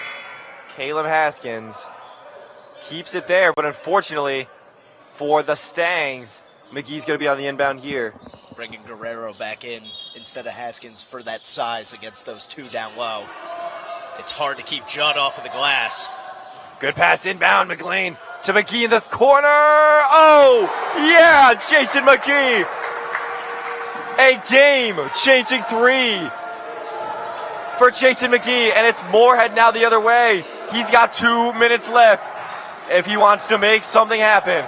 McGee almost steals it. Wingate spins, drives in, foul, and one! Bruce Wingate going up with it, and he's going to be at the line with a chance for three. He's got 19 on the day. 19 might be the lucky number to this game, because not only did McGee get 19 off that corner three, Wingate responds right back with his 19th point, and we also got Judd and Foster with 19 apiece. If you had 19 gate on your bingo card, I mean, I think you win, right? 5 straight. A very, very impressive day from so many of these players. Wingate with a chance to bring it back within 4. No good from Wingate. The Oswego faithful getting in on the yelling. It never fails. And it has been pretty successful. McLean almost gets it stolen away by Wingate. Gets it to Bradley, though. Bradley to Foster. Foster kicks it out to McLean. Take your time. McLean, mid-range. No good off the front of the rim. Foster with the offensive board, going up with it. No good. And a foul called over the back on Deacon Judd. 5-point game with 1:27 remaining. If you're Arthur Foster right there, and they get a clean look with McLean taking a pull-up open mid-range, fine, beautiful look. But if you're Arthur Foster right there, you got an offensive rebound, pass it back out and drain some more clock. You don't need to go back up with that shot. And not only that, but it leads to an over-the-back call, and now they have a chance to bring it within 3. Such a crucial opportunity. Guerrero still has yet to hit a free throw. 0 for 3 on the day. And once again, trying to come out of this with just one. And he shorts it this time, and a rebound by Wingate. Wingate gets it stripped, and it'll stay Stang ball. The Laker fans really getting into this game, trying to get in the head of whoever's at the free throw line for the Stangs. I think that's 0 for 6 on yes, on free throws while people are yelling. Whistle. And a Sideline. foul on McLean. A quick grab now. McLean a little confused there. And it's going to be Wingate now at the line. Wingate, exactly who you want at the free throw line. He's been very, very impressive today. 19 points. And he's had plenty of and one opportunities. However, just a 49% free throw shooter. Sinks that one regardless of the yells. He broke the curse. And now the motoring Stangs within 4. This is a very crucial free throw. Does not get it. McLean, an important rebound there. And now a 4-point game. 1:15 remaining. High pressure situation for both these teams. Good defense being played.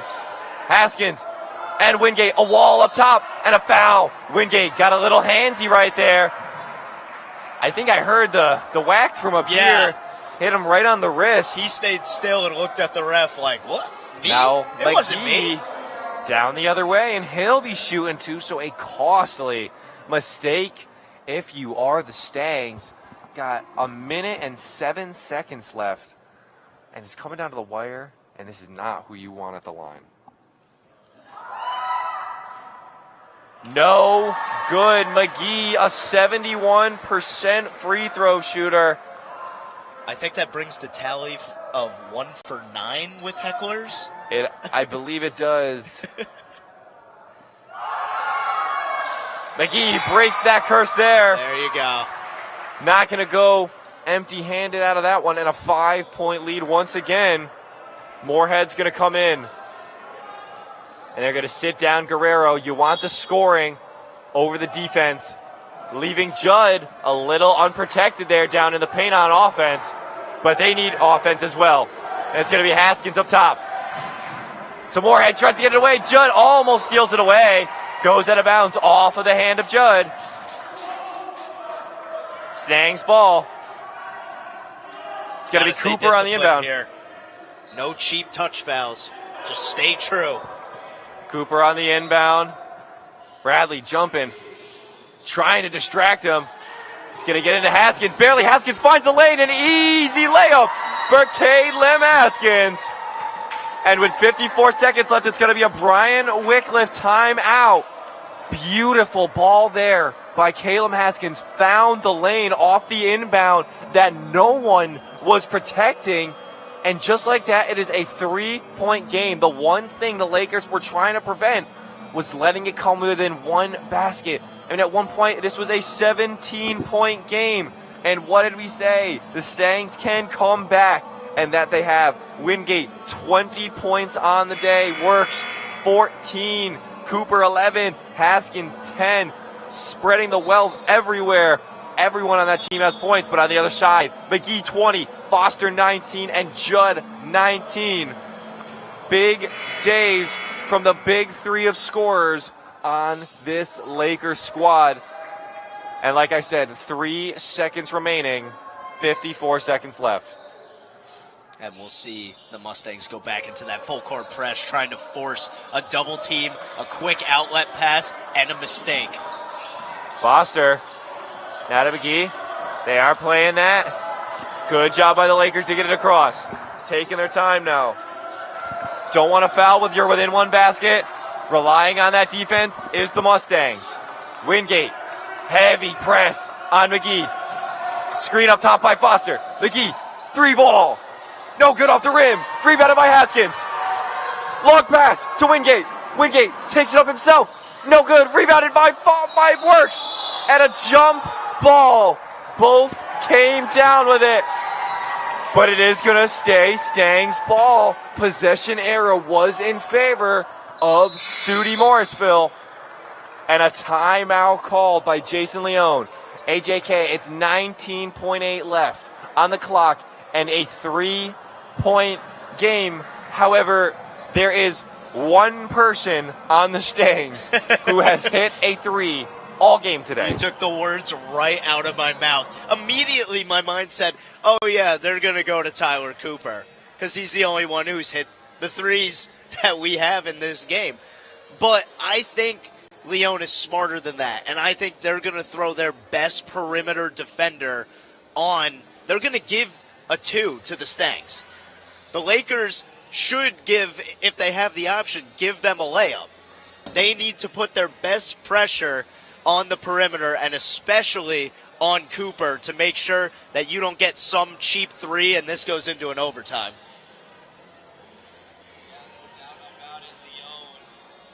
It's just, no doubt about it. Leone, apologies for the cutoff, AJK, but such a big game in store right here. I mean, the playoff implications, they're here in the form of moving up and down the rankings. Like we said at the beginning, both of these teams have clinched the playoff rankings, or the playoff standings are done in terms of who is in and who is out.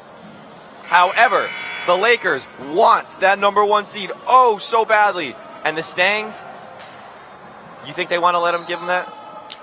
No, I don't think they want to. I do not think so either. I don't think they do. 3 seconds left. Just showing how competitive the SUNYAC is this year, top to bottom, 1 through 6. On the floor, Moorhead, Wingate, Haskins.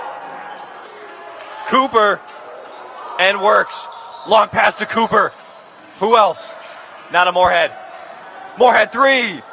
Bang! Jalen Moorhead. Big time 3. And that ties the game at 86 with 14 seconds remaining. What did I just witness? Back to back, these games have been incredible. We have 2 games that are possible OT goers. Moorhead with a hand by his face and somebody inches away from his landing zone gets the tiniest amount of space and he just lets it fly. Leon has got to be furious. I mean, but honestly, that's great defense on the perimeter and shooting, but you have to tip your cap. Sometimes that's just better offense, and that's a great shot. It's a green release. There's no way he wasn't hitting that. I mean, he walked up to that line with the utmost confidence and said, there is no way I am missing that one. And now it's Leon's turn to draw up a play. However, a much different situation. All you got to do is draw a foul. Yeah. That is the bare minimum. You have time. You have 14 whole seconds. You can take any shot you want. Leon, you got to think. Now on the other side, rolling out McGee, Bradley, Foster, McLean, and Judd. Their top 5 scorers, essentially. And for the Stangs, got to bring out Guerrero, the big man, to guard Judd. I also like the decision of the Stangs to stay in this kind of full court press. No doubt. I do too. Because if the Lakers are going to get a point like this, it's going to be fast and they can get it back. But it's going to be Haskins now along with Wingate, Works, Cooper, and Guerrero. 5 seconds left. McGee drives it in, takes a shot. No good! McLean, no good. The shot doesn't count. The refs are calling it off. The refs are calling it off. I think he might have gotten that, Lucas. The ref immediately said no. Leon, it looks like he's also saying no. The crowd is furious. Alex, I don't believe that McLean got it off, though. If I'm being honest, it looked close. I just don't see it. So close. Everybody. It was the push. Oh my, such a close shot, and they're looking at a replay of sorts. They're looking at something down below. They're nodding. I don't like the look at this. I don't know what that means. I don't know what that. Why is he? Gary McLean. Just 10 points on the day. Do they make it 12 here? From an eyeball test, I thought he got it. I thought he pushed it up. It was so close. So close. Inches. Half seconds. Both of these teams look like they're about to explode. It looked like Leon even thought that it didn't go off. He was shaking his head like he looked like he was just ready to go to OT. Yeah. I mean, that's got to be the mentality regardless. What's just an absolutely absurd way for that game to potentially end. We still don't know. All 3 of the referees just looking so vigilantly at the monitor. Leon just wants to get this going. Is it?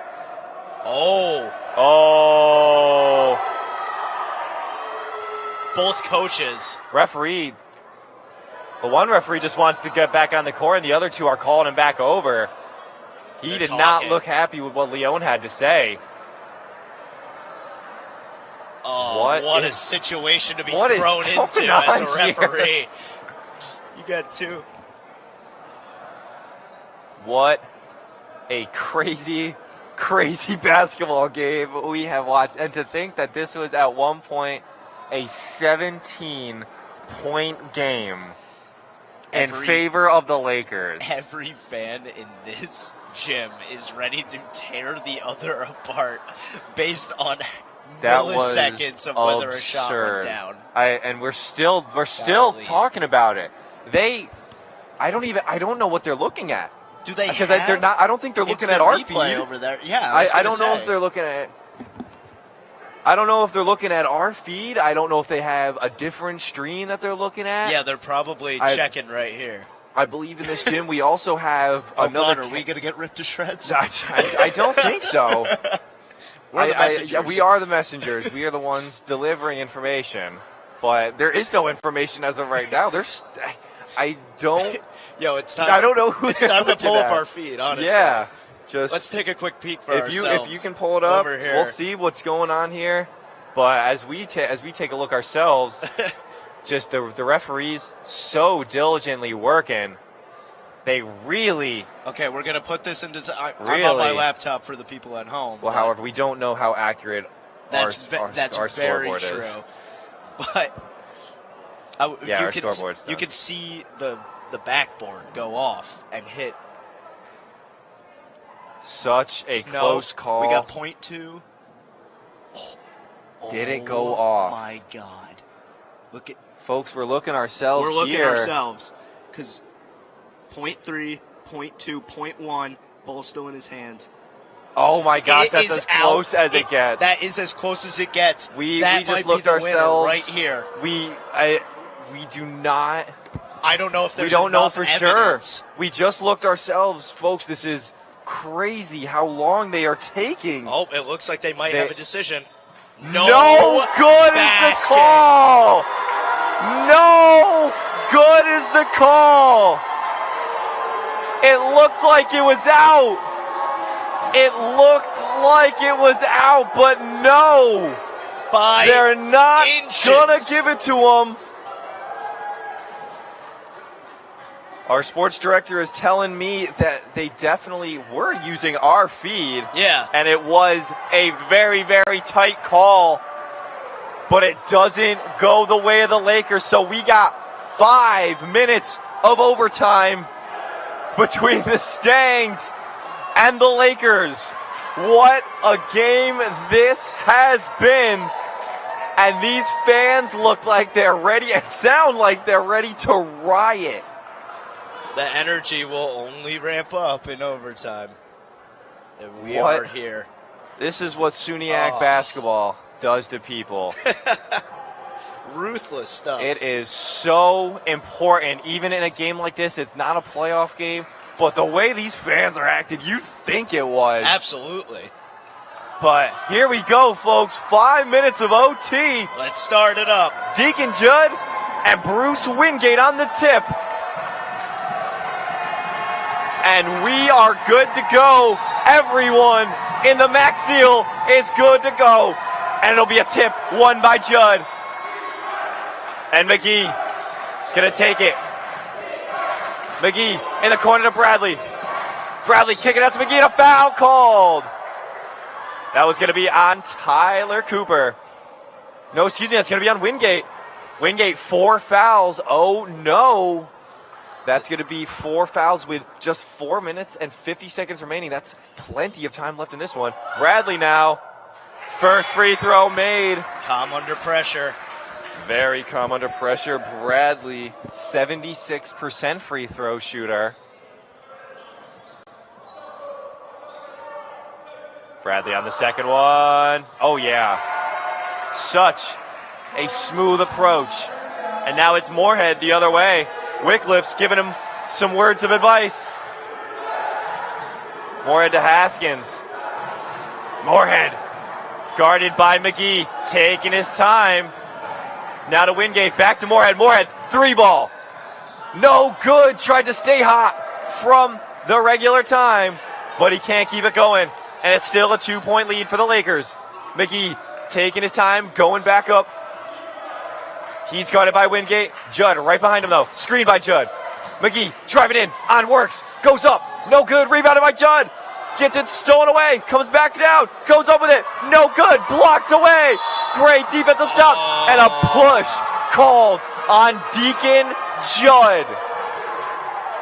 Assistant coach is looking at all their players saying, keep your heads in it. The last thing we can do right now is foul, because that's Judd's 4th foul. Judd, 4 fouls now. Everyone is in dangerous territory. And if you think you're the Stangs now, Try and drive into the paint. Get something cheap on Judd. Get him out of here. But for right now, it's Wingate at the line. No good. Loud as ever are the Laker faithful. And Bruce Wingate, who has been having a tremendous game, unlucky at the line. Second try, he gets it. And it's just a 1-point game. 4 minutes left. McLean, long pass to Foster. Now across court. Top of the court's McGee, now to Bradley. Bradley quick as ever. Up top, almost gets it poked away. Great recovery, now McLean. McGee up top to Bradley. Trying to find space, drives in himself. Gets it stolen away. That's Wingate, he's going with it. Wingate, he's got an opportunity behind his back. Gets it stolen by Foster. Foster tripped up. And Foster is down. It was Wingate that fell in front of him. And the foul will be on Bruce Wingate. So that's going to be 5. And he is going to have to take a seat. So unfortunate for the Morrisville Mustangs. And now back into the game. And you've relied on guys like Wingate to draw contact and hit their shots at the line. And now, as this OT progresses and time runs out slower and slower, those Foster playmakers can't hit. Are starting to go away. And if the Mustangs can get Judd out of this game or get another one of the Oswego playmakers out of this game to level the playing field, we are in for an even better finish than that fourth quarter. 89-87. 3:30 remaining after Foster goes 1 for 2. Haskins working on McGee. Behind the back, drives in. Into Works, working on Judd. Inside, that's a tough bucket from Jacob Works. And it's a tie ball game. 16 points now for Works. And it's McGee taking it up for the Lakers. He has been in this game basically the entire second half and beyond. Bradley now to Judd. Judd driving in, working on Cooper. And a foul call. They almost got away with it. But they do not. It's going to be on Tyler Cooper this time. And now it's Deacon Judd at the line. I can't imagine what it's like to be a referee right now for this game. Every single call. Every single call. So important, especially with free throws at every turn. It's just, you have to be perfect. And even if you make the right call, and even though it's important, you're getting torn to shreds by the opposing team and fan base no matter what is called. No doubt. Judd, beautiful first free throw. Exactly what you need in a time like this. And gets them both there. 5 for 10, but he makes the 2 important ones here in OT. He's now up to 21 points on the day. Haskins driving in on McGee. Gets it into Works. Works to Cooper. Now to Haskins. Great defense right here from the Lakers. Haskins driving into Works. Works gets blocked by Bradley. And it's going to go the way of the Oswego Lakers. And now the refs are talking. The refs they're arguing. Leon furious. And it's Lakers ball. Leon furious that guy even had a say in that call. Just gestured at the other referee like, really? What's he making a call for? I think that coach chair for him would have been thrown across the court. There's McGee now to Foster. 2-point lead, 2:30 remaining. Lakers really want to get something here. McLean, not a Bradley. Bradley up top to McLean. McLean spot up 3. No good. Rebounded by Works, and we're going the other way. Haskins to Moorhead. Moorhead drives in. Going up with it. Gets blocked by Judd. SWAT team called, and it's Deacon Judd. Moorhead is going to be inbounding under the basket. 2 minutes remaining. And it's a 2-point game. Moorhead long pass to Cooper. Cooper wide open, top of the key. No good. Rebounded by McGee. McGee going all the way. Drives in. No good. Almost Judd. rebounded by Judd, but Cooper gets it. Now it works. Into Moorhead. Slowing it down. Minute 40 left. Still lots of time here for the Stangs to get quality looks. Moorhead working on McGee. Driving in. Almost gets it stripped away, but he does it. It's going Lakers ball. Loses it. Jalen Moorhead with such a costly error. Tried to take it himself, and the Lakers, beautiful defensive possession. Now we got less than a minute 30 left. McGee trying to cross midway. Gets doubled at the line. Now into the paint to Foster. Foster driving in. Working on Guerrero. Goes in himself. No good. But he gets the foul. And he's going to go to the line. A minute 15 remaining. And it's a 91-89 lead for the Lakers. And this is the man you want at the line right now. 9 for 10 from this charity stripe during this game. Just 20 and 12 while also being consistent at the line is all you can ask for out of your forward/big. Foster, 11 for 10 at the line tonight. Absolutely fantastic performance from the charity stripe. And he goes perfect. Now 2 buckets at least the Stangs have to make up with 1:15 left. Haskins looking, tries to find something, gets it to works. Now to Moorhead. Moorhead up top, guarded by McGee to Haskins. Haskins driving in. Floater, no good.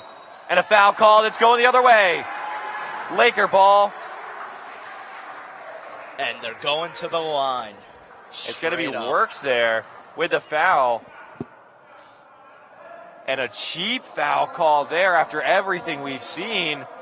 And a chippy away from the ball foul is what's going to send Deacon Judd now to the line. Judd just 5 for 10 from the line today, but he's perfect in OT.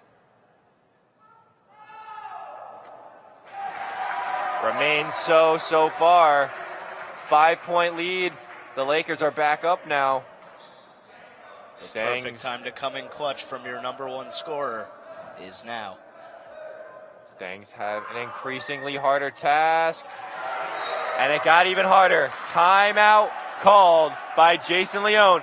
56 seconds remaining. And a 6-point lead for the Oswego Lakers.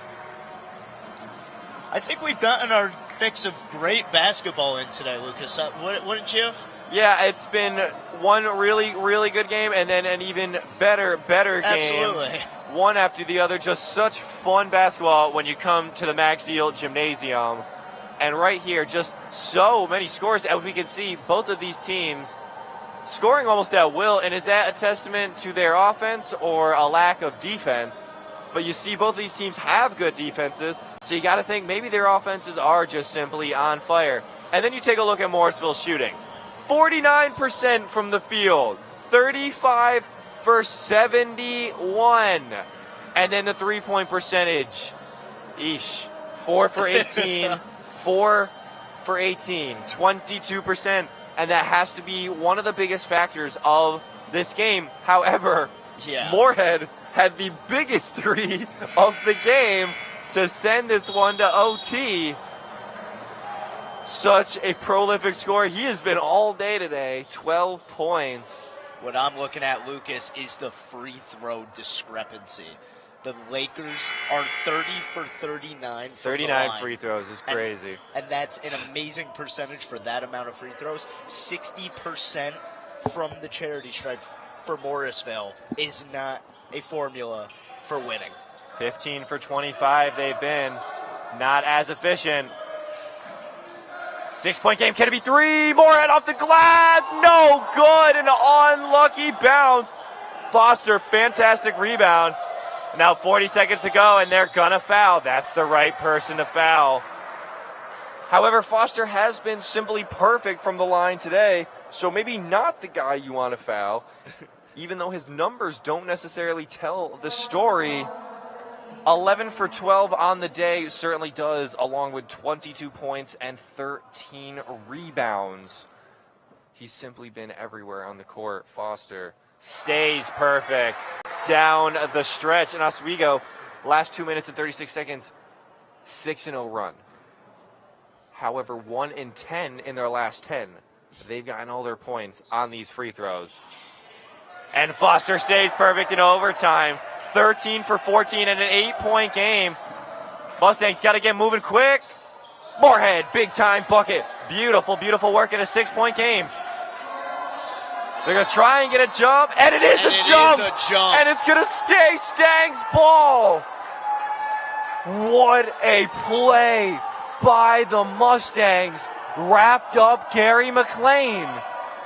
Right when you thought the Lakers had secured the win and knocked down the free throws to ice it, we get this. This is a possession classic. Arrow pointed for the Stangs, and they get the jump and a chance to cut it down to one basket. Gonna get into Guerrero. Guerrero blocked by Bradley, but it goes in. And now a 4-point lead. Back to There's fouling. a foul, and it's going to be Cooper fouling McGee. 4-point lead with 25 seconds left. McGee is 5 for 7 from the line tonight. Been doing well. Hasn't gotten to the charity stripe in a minute, though. McGee, some big-time free throws coming up here. I believe Leon just told one of the refs he's better than that. Leon furious right now. Big-time first point at the line coming from McGee. He's got 21 on the day. And he goes 2 for 2. Oswego beautifully done down the stretch with their free throws. Moorhead drive it in to Cooper, to Haskins. Haskins out of Cooper, long three. No good. Rebounded by McLean, and he looks to ISIS, and a foul. Moorhead a little aggressive there. A little aggressive. And he's telling the fans to relax. He said, Definitely an accident there by Moorhead. Just aggressive with 15 seconds left. You can't blame him. But he did understand it was a little aggressive there, but it'll be McLean shooting at the line, no less. It's just 6-point game. And with this, it looks like the Lakers are going to take a timeout here. Just calm 15 the nerves seconds a little remaining. bit. Yeah, slow everything down. You have all the momentum. And Brian Wycliffe just looks very, very upset with the circumstances because it was a good game.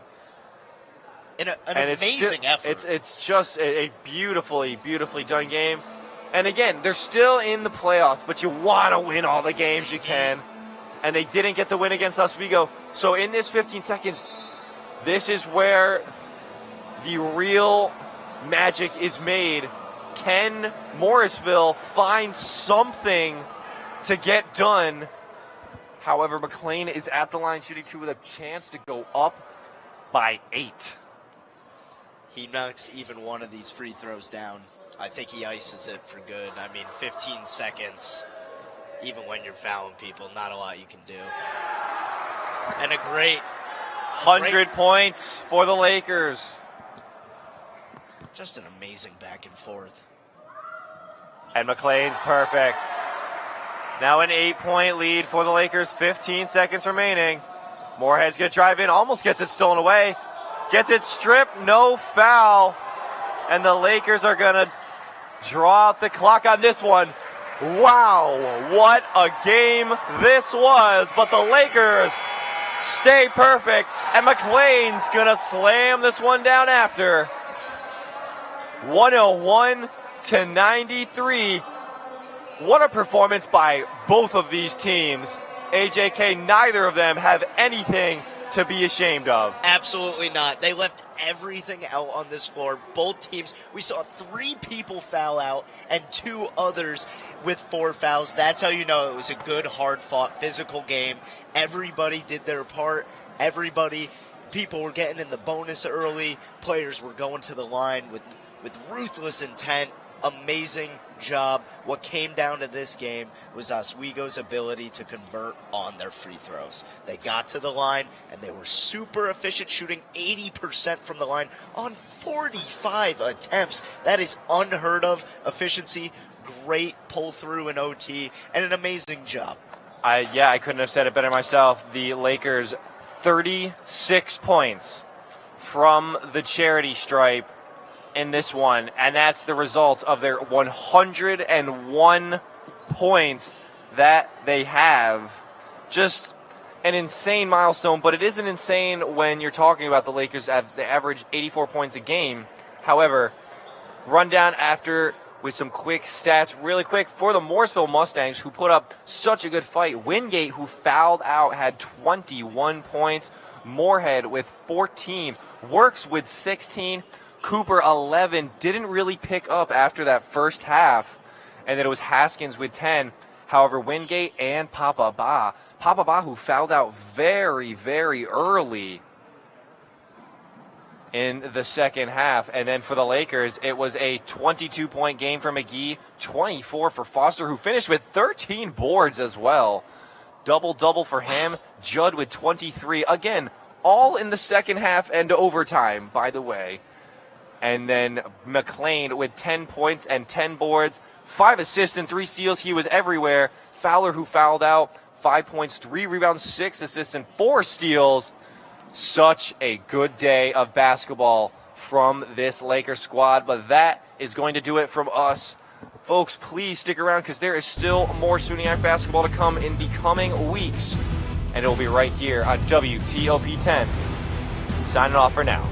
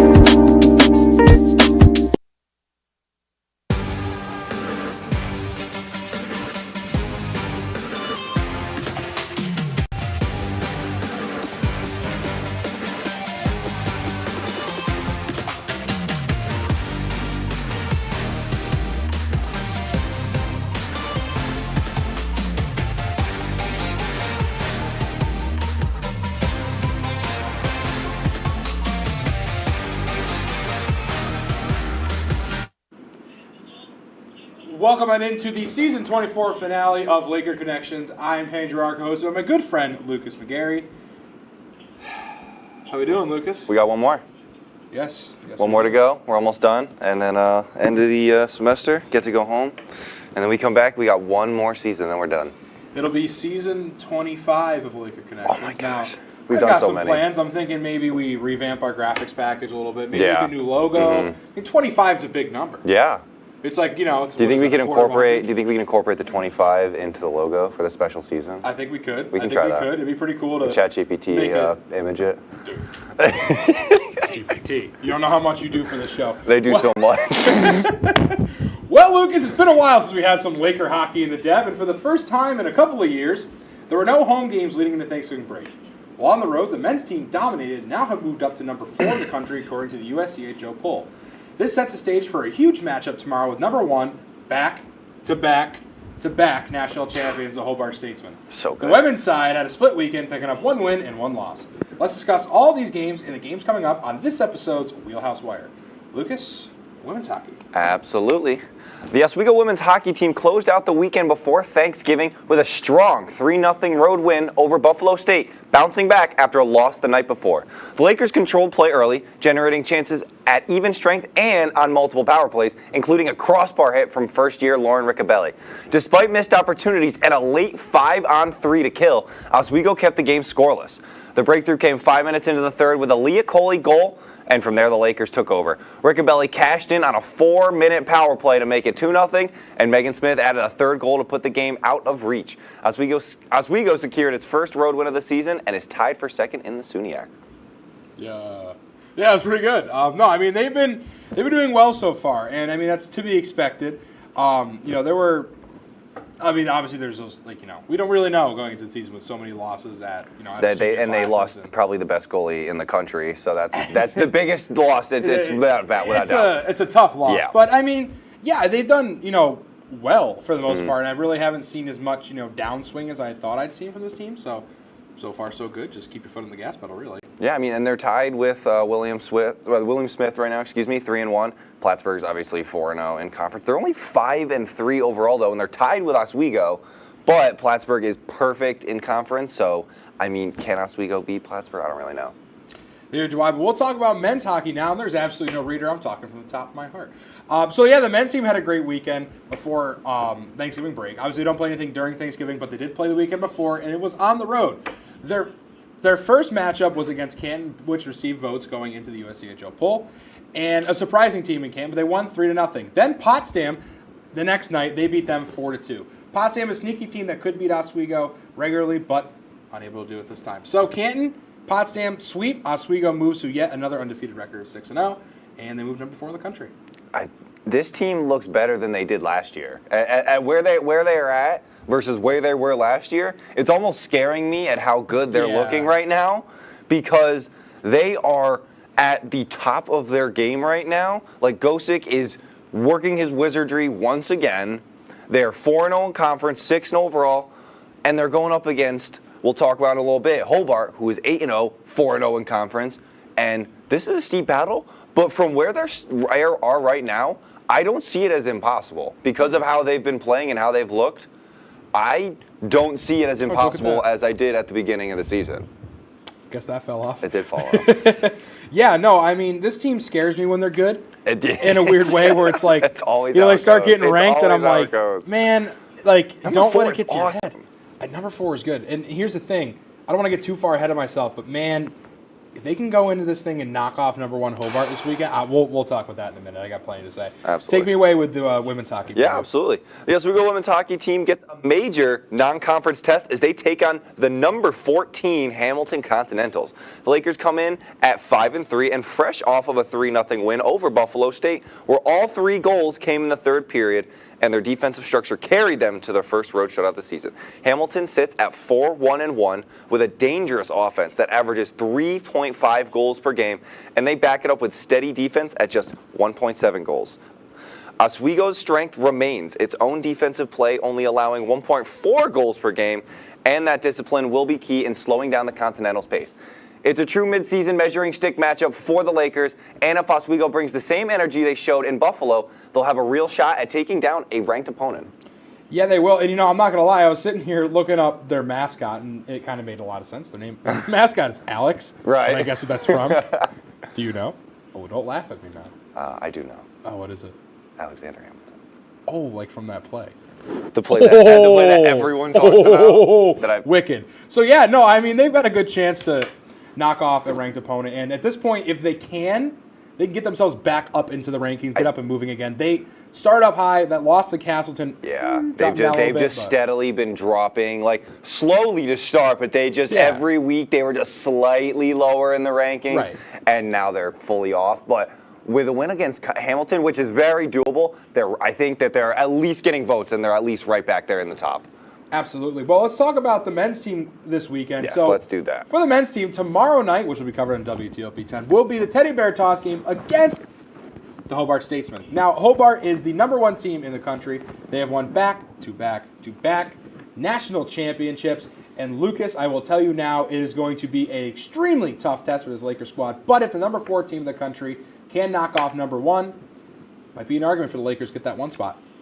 I mean, it's going to be a really, really hard test. Look at the stats, dude. I am super excited to watch. Oh. Lakers got them beat on goals against, and Hobart's got them beat on goals for. It's an impossible matchup to tell right now.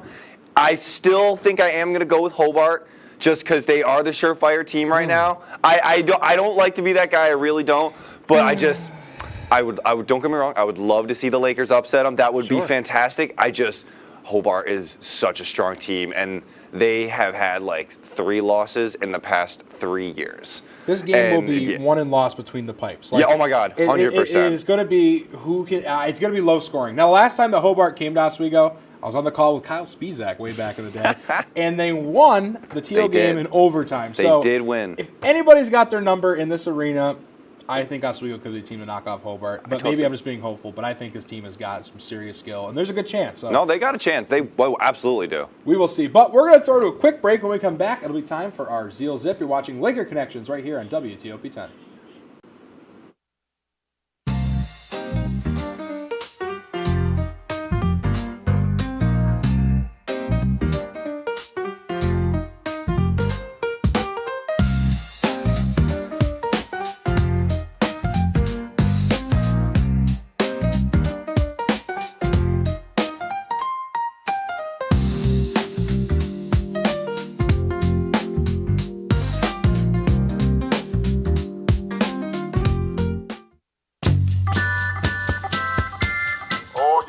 I would have liked to see more on, Putin or something. I don't think he's very nice. He's so annoying, and he's not very funny either. He got that hot dog that one time. I don't know why he would do such a thing. I'm not sure why he's still playing a Nintendo Wii. The Nintendo Wii is so old. I've tried reporting him like 600 times, and nobody's answering my phone calls.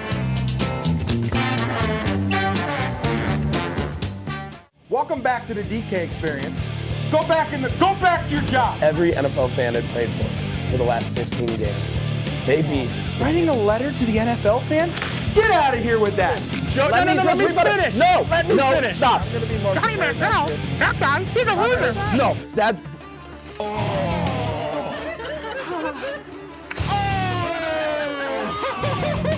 Watch the DK Experience.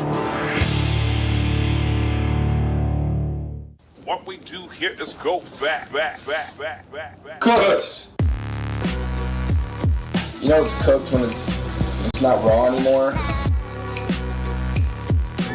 Gordon Ramsay in the seat here. Cat cam.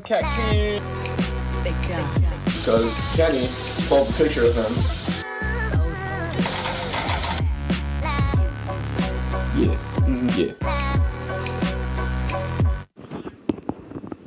What are you doing? I'm sorry, I'm fixing my mic. It fell off right as we were coming back on. There we go. Right.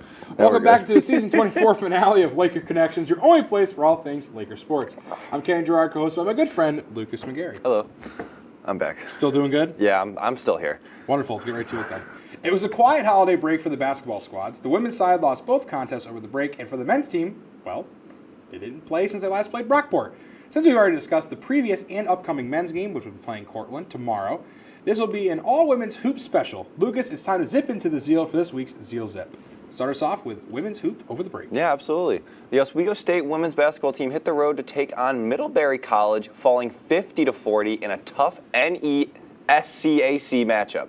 The Lakers came out strong defensively, holding the Panthers to just 8 points in the first quarter. Janae Holmes led the charge early, knocking down 3 triples on her way to 15 points, while Sarah Hirschler added 7 points and anchored the interior. Oswego briefly held a 12-8 lead, but a late second quarter run by Middlebury gave the Panthers a 22-16 halftime advantage. In the second half, Oswego fought back with Giovanna White-Principio controlling the paint once again, grabbing rebounds and blocking shots, while Holmes added a late 3. The Lakers limited Middlebury to just 11 points in the fourth, but shooting struggles kept them from closing the gap. Oswego finished with 40 rebounds and 10 second chance points, but went just 25% from the field in the loss. Yeah, I mean, for this team, it's obvious. It's the shooting. I mean, if you're not making shots, that's going to be the problem. Yeah. So you got to find the bottom of the net. And with 25% shooting, of course, you're not going to win a game like that. 40 rebounds, though, that's is a really good impressive. mile marker to have. That is really impressive. Also, having Giovanna White-Principio also helps your case. So, you know, this team has got a chance to really build upon this, and we'll see. I mean, they've been very, you know, up and down, but I like their chances. This team could be a sneaky one that gets into the playoffs, but we're getting a little ahead of ourselves. I say it every single week about this team, or every single time we talk about them. Yeah. They have all of the pieces. They have really talented players. They're just having a tough time making it all go together to get the play style that they need to work, basically. And it just hasn't happened, and that's why they're winning some games, but they're also losing games in really rough fashion as well. Absolutely. Well, let's preview now. The Oswego women's basketball team looks to bounce back as they head into SUNY play against the Cortland Red Dragons. The Lakers are struggling early this season at 1-4, but senior Giovanna White-Principio has been a consistent force, averaging 16.6 points, 13.2 rebounds, and nearly 2 blocks per game. I thought you looked a lot better, Lucas. I don't know, weird. Thank you. Oswego will also lean on a trio of secondary scorers, Sydney Hafs, Sarah Hirschler, and Janae. Thank you. Holmes, each averaging over 8 points per game. Can you tell I couldn't read this beforehand? To help balance the offense, Cortland comes in at 3-2, holding opponents to just 55.4 points per game. You write long readers. I do. I told you. I told you how long it was. You were the one. Whoa! That is for later. That is for later in the show. Why are we showing? That is not Giovanna White-Principio. That is not. That is not Giovanna White-Principio. Someone. There we go. That's a lot better. That's much better. Yes. Well, Lucas, you know, it's Cortland, man. Like, they're always a tough opponent, no matter what sport it is. And so especially when the Lakers are struggling as much as they are. They're 1-4, going against 3-2, 60 points. I mean, we'll see. So. It's close, and on paper it looks close. It's just the Lakers need to find a way to make their team blend, and they just haven't yet. And that's why they're struggling, and that's why their shooting is just so poor. Because a lot of those shots are last-second, like, shot clock buzzer beater shots where they haven't found anything because they're just passing the ball around and they haven't developed any type of play. And unfortunately, they're just not finding the good shots right now. And I think with time, they can, but for right now, they just haven't found it yet. Yeah, I agree. You know, one thing for sure, I do miss basketball in the Zeal. It hasn't been much of that yet this year. Well, we're going to go to a quick break, and when we come back, well, I guess you kind of saw it Tuesday already, we're going to talk about broom ball. Watching Laker Connections right here in WTOP Time.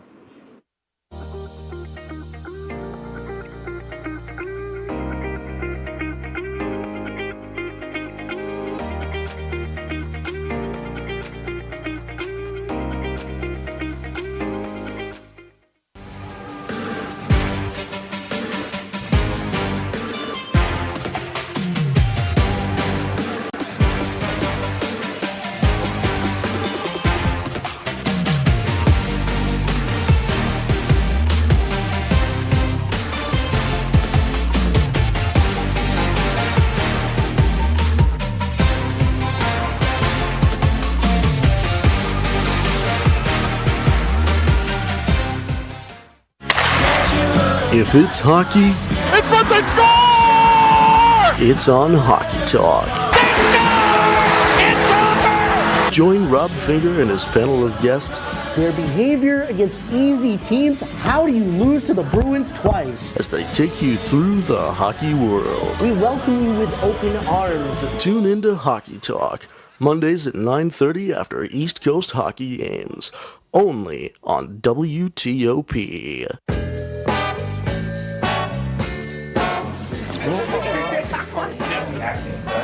Oh boy!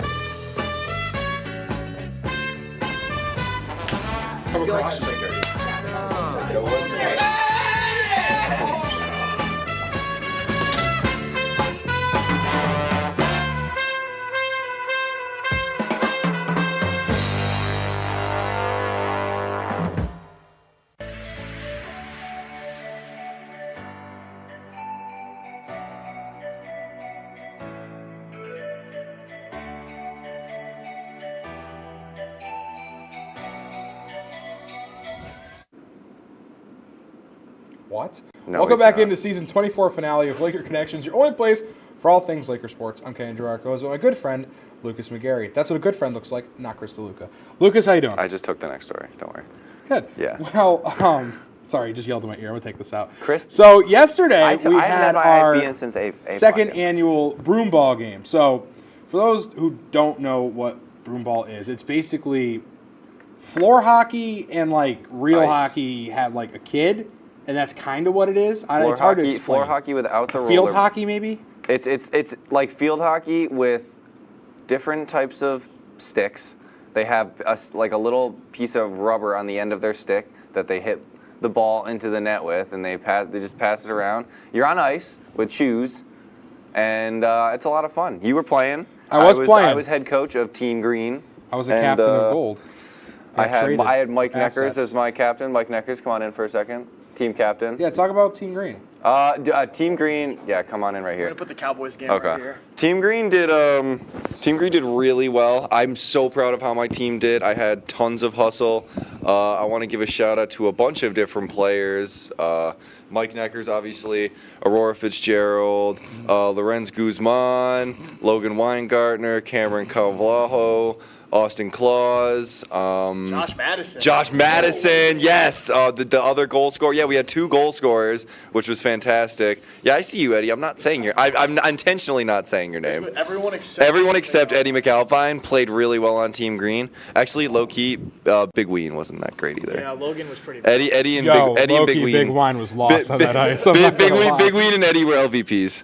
He was low-key lost. So now you go ahead and talk about Team Gold. Oh, man, you had so much more time, but sure. Did I have more time? You had about a minute, actually. Oh, It's well, I fine. mean, it doesn't no, it's too late. I already moved it- on. it doesn't. So for Team Gold, I was Team Green through and through, and then, Dylan Zelinsky decided to trade me. Which So fight is let's this? actually just, who cares? Oh. My team lost. They did. So this is Chris, the guy shoot, who's the other way. rambling in my ear, and that's Jesse Seneghetto. Yes. There comes Mike now. There's Mike. Oh, look at Big 24 waddling. That's me. That is you. you. Here we go. And wow, that was aggressive. That is angry. That was aggressive. Look My at these goodness. plays. Is that yeah, Rob? Man, look at this. This is the first goal. There's for Rob Team Finger Green. back is there the team. past Gianna. There's another save by Ken Minster that Get turned in there. into a Get in there. Goal! Now, controversy. That came off Rob's stick. And you're not telling me otherwise. That came off of It doesn't Rob's matter. stick. Doesn't I'm just matter. saying, it's an own goal. It's still a goal, though. It's an own goal. It's still a goal. No, I'm saying for Austin Claus's stat sheet. Yeah, but he still gets the goal, though. Oh, sure. Because on sure. an own goal, someone on the But other team I still think gets Rob the goal. Finger deserves an assist, And personally. then here's the other goal. Eddie McAlpine coming down the ice. Look at this. It doesn't really matter. Yeah, Yeah, it doesn't low-key. matter. Right in Rips front. a shot, Wow. misses. Wow. Rebound score. Yeah. And that's where it's at. Eddie with a big miss, and then Austin with a great, or Josh with a great Right, rebound. because Eddie sucks, so yeah. Yeah. Oh, that's it. That's it? Well- Well, there was no highlights. They didn't get the video of me clipping Paulie? You mean the video where Paulie afterwards Punch pummels me? you Yeah. into the yeah. ice? And then Brummer doesn't call a penalty, and I asked him if he's blind about 4 times. Yeah, which counted on Dylan's parlay. Team Gold was not upset, or Team Gold was not happy with the Things got referees. heated. We'll say that. It did get heated. Now, listen, at the end of the day, like, It got heated on one side. sure, we're true. Like, Team we're Green competitive. was having a phenomenal time. I was having a great time. It's meant to be fun, and I think I had a great time. And Not everyone on Team Gold was having a great time. Yo, Lucas, I didn't ask you to talk. Yeah, Coach? but I'm going to talk. Do you want to scrap right now? I was head coach and I outcoached. You are head coach of nothing. We're bro. taking his microphone away. Thank goodness. Listen, I think it was fun. We had a great time, and that's the whole point. Listen, I'm even inclined to say, can you just shut up for 5 seconds? That's what I'm inclined to say. I wasn't even talking Can to you you. shut up? I wasn't even talking to you. Can you shut up? No. All right, fair enough. We should do it again in the spring. Yes, absolutely, we need to. I will. I heard words that there may be a flag football game in the spring instead. Word is that there's going to be, right before spring break, another broomball game, and then there's going to be flag football at the end of the semester. There's flag football. I'm clamping Kenny up. You are not clamping Kenny up. That's just the word. Mom's the word. We're going to a quick break, but when we come back, it'll be time for Laker Showdown. You're watching Laker Connections right here on WTOP 10. Woo! Good evening and welcome to Jeopardy! I am your host, Joe. Hello, Simon. Joe is at this place. And I'm very concerned to see what Piper's answer is here. Sorry, it's a 98-page rule book. You guys are stumped still? Joe, I'm going to sound like a little snob here. It was not founded by Ray Kroc.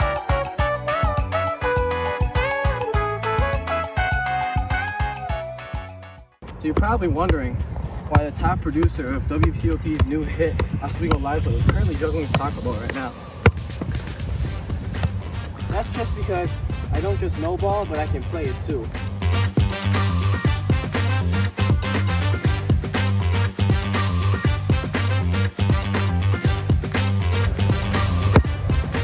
WTOP, live every other Sunday, 7 p.m. Tune in.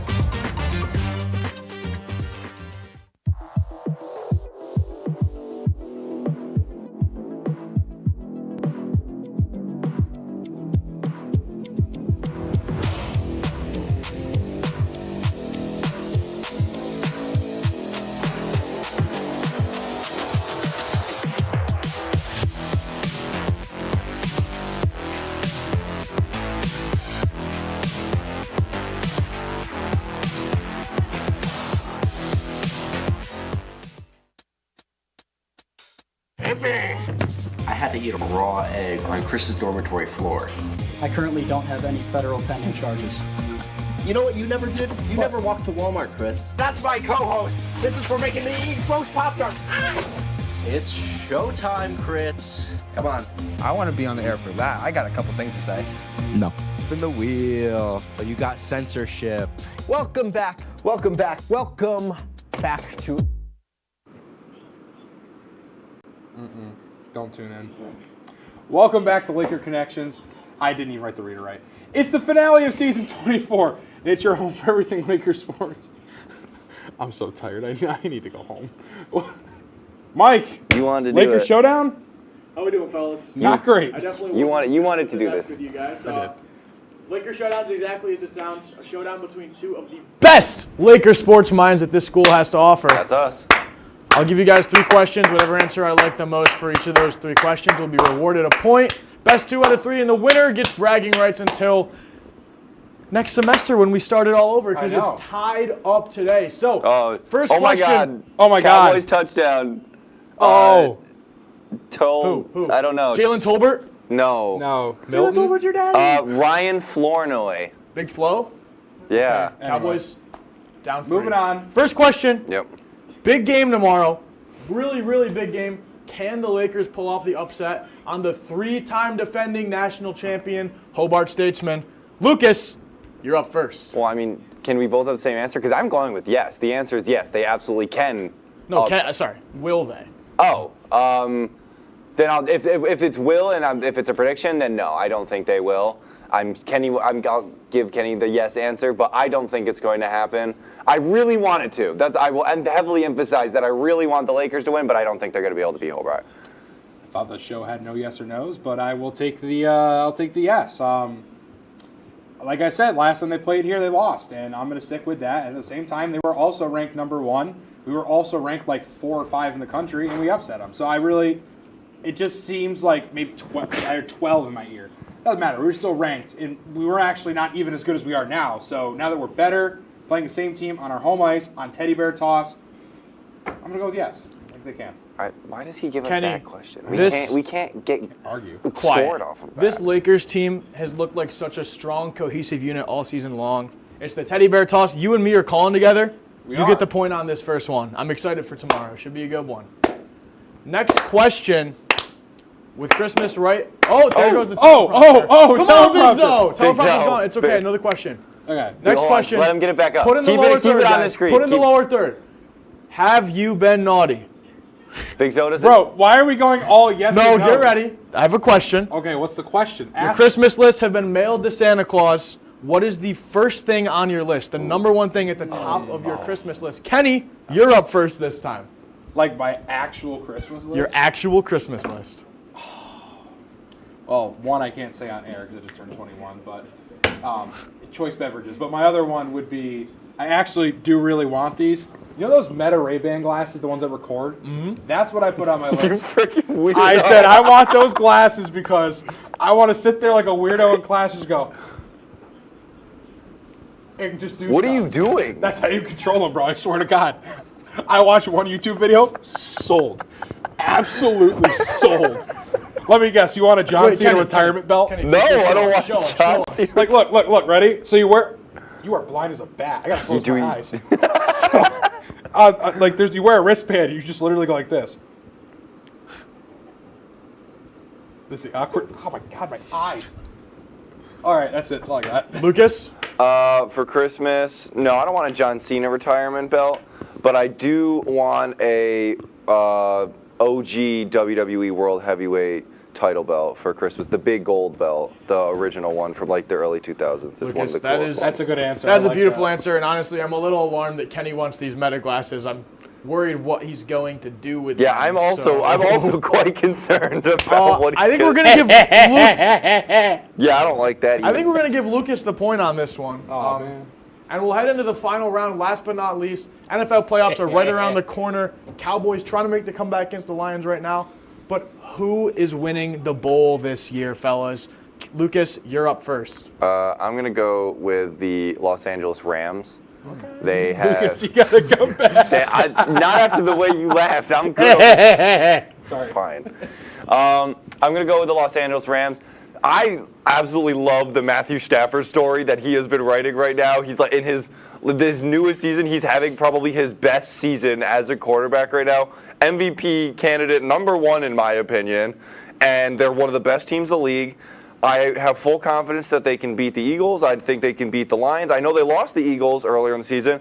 I think that they can turn it around. They got Kyron, they got Puka.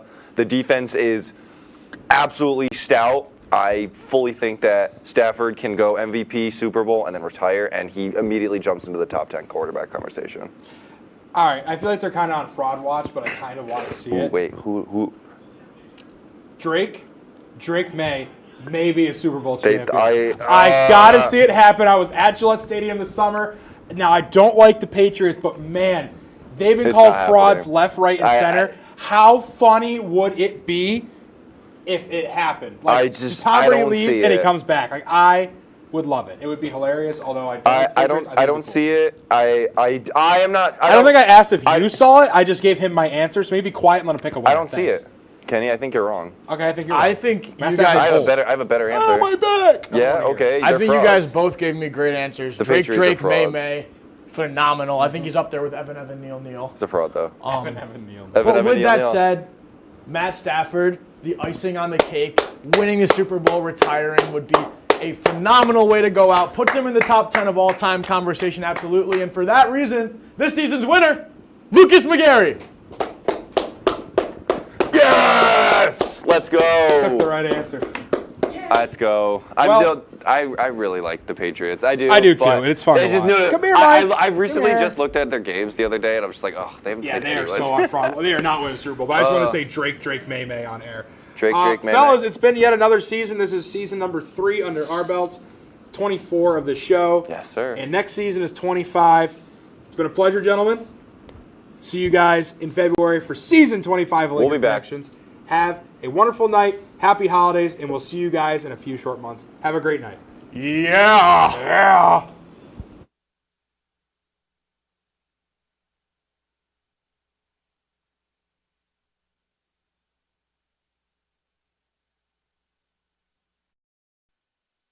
Amateurs, the show where we embarrass ourselves to make the pros look even more professional and us like idiots. I'm Evan. And I'm Emily, and today we're joined by the Oswego State Blasters Club.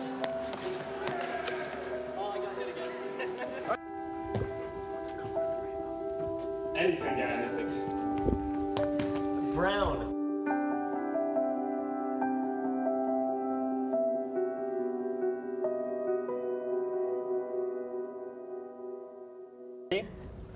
Now welcoming the Charlie Harkins. The Charlie Harkins? The Charlie Harkins right here. Wow. Oh my God. What is Josh Allen? I'm headed in after the hat. Words in from the high office. Ring ring. I answer. Hello? You want me in? Yes, coach. The beast is on his way. 8-2. I guess that's all for today. See you guys next May. Next May? You're not coming back till next May? No, I'm coming back. Oh my God. I got all because I cheated on a rap battle. Evan hasn't spoken to me in 2 years. Amateurs didn't come back that semester. It didn't come back. I have to talk to him. I have to make things right.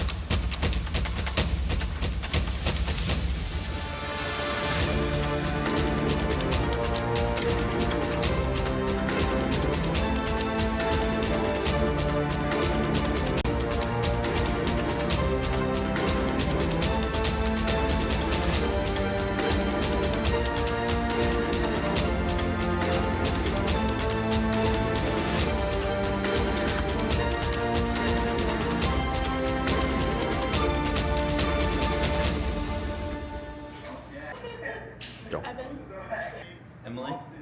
Sorry, I cheated on the rap battle, okay? This is stupid. It's been 2 years. Can we please just put this behind us? Sure. Let's do it. Well, we've got to give the people what they want.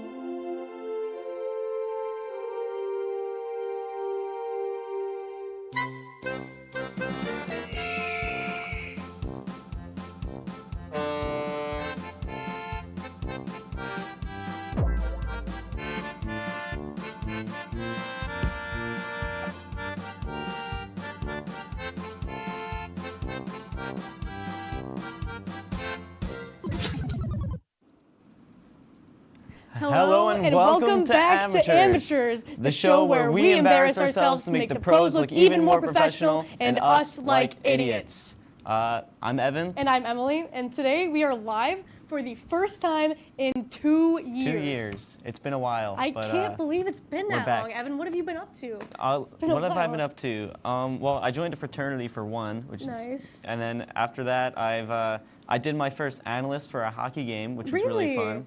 And also, I've been hosting a hockey show here on TOP as well. That's awesome. Yeah. Very TOP and campus activity centered. I've been doing a whole lot of work. I mean, I work for the Office of Admissions. I have a job with the Office of Student Orientation and Family Engagement as well. But it's been quite a busy time, honestly. I mean, Yeah. I feel like that's been it for the both of us, but I'm so happy that we're back. You know, it's senior week because it's my second to last semester. Stay tuned for our next segment, which we're going to head to break in a second, in which Evan and I are going to do a magic trick live on air. We're coming back in with a bang. So let's head to break.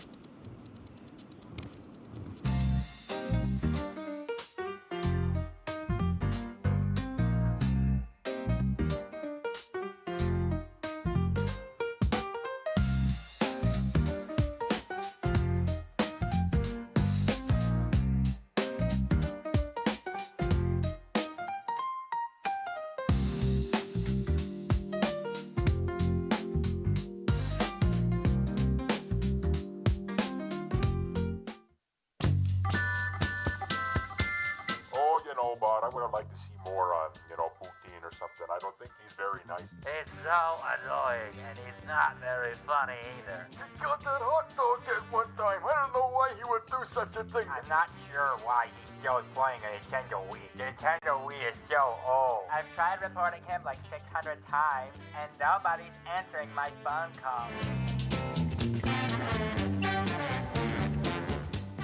Welcome back to the DK experience.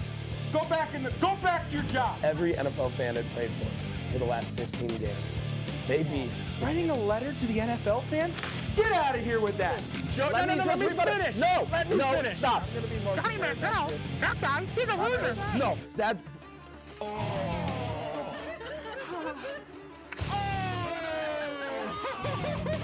Watch the DK experience.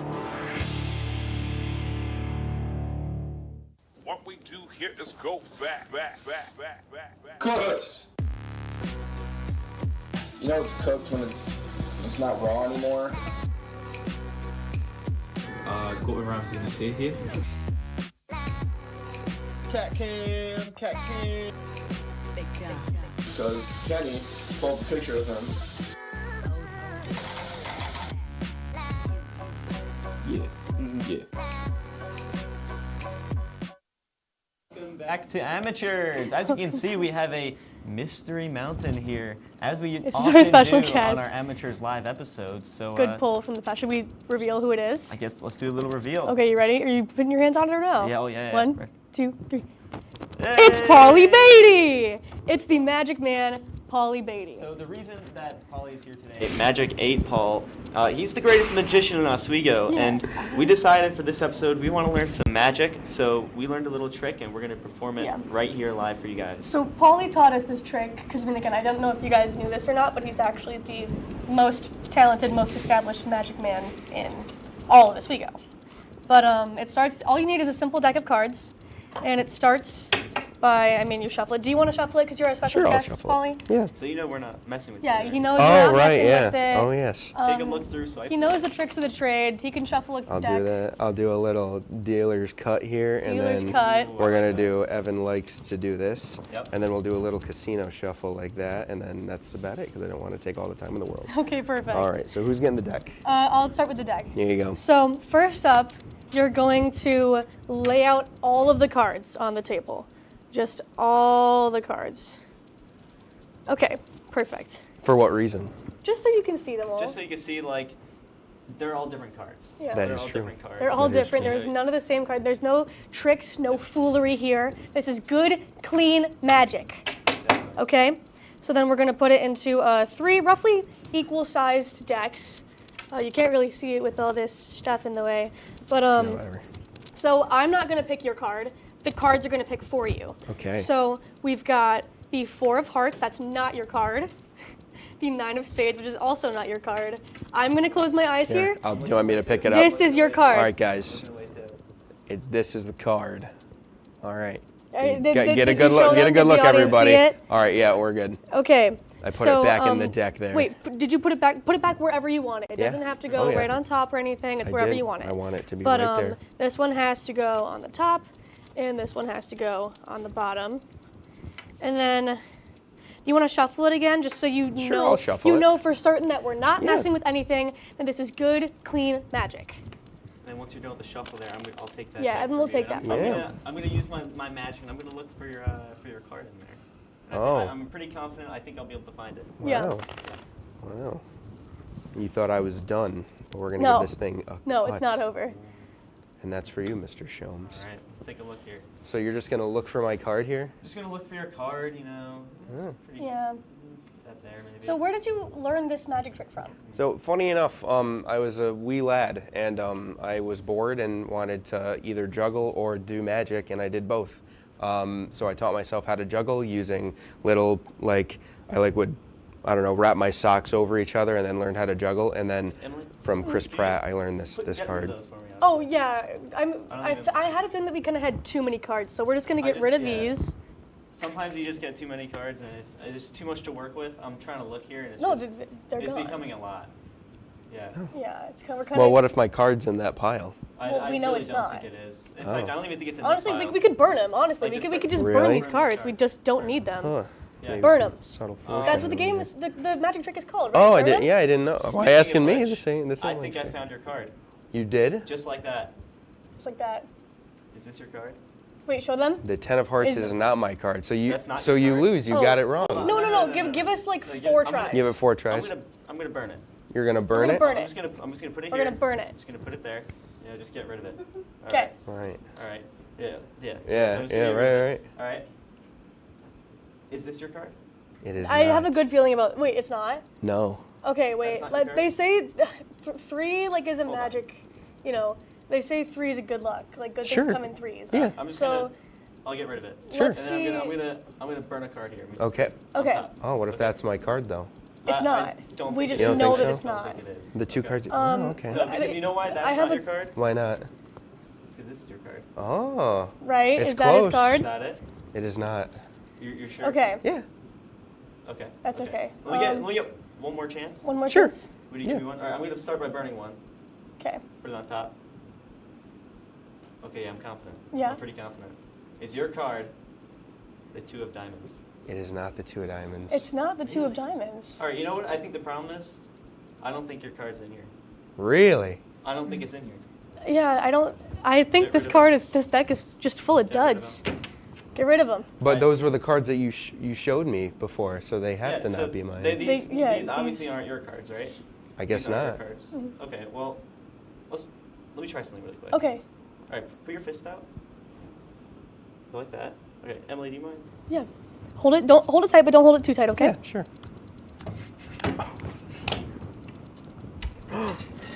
Oh my Hold on, gosh. What landed face up? Wait, on what your lap landed there? face up on his lap?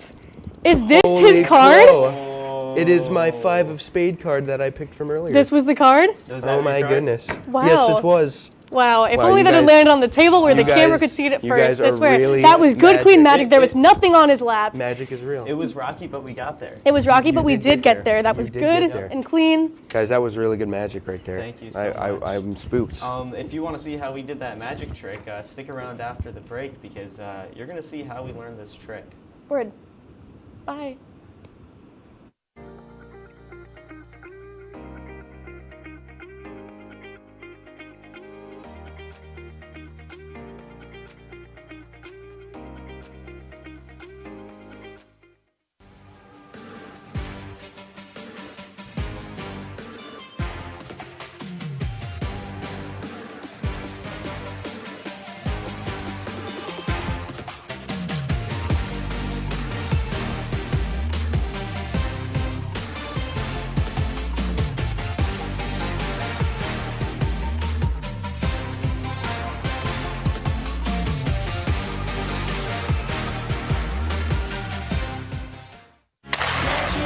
If it's hockey, In front, they score!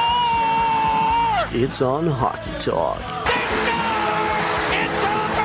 Join Rob Finger and his panel of guests Their behavior against easy teams. How do you lose to the Bruins twice? as they take you through the hockey world. We welcome you with open arms. Tune into Hockey Talk, Mondays at 9:30 after East Coast hockey games, only on WTOP.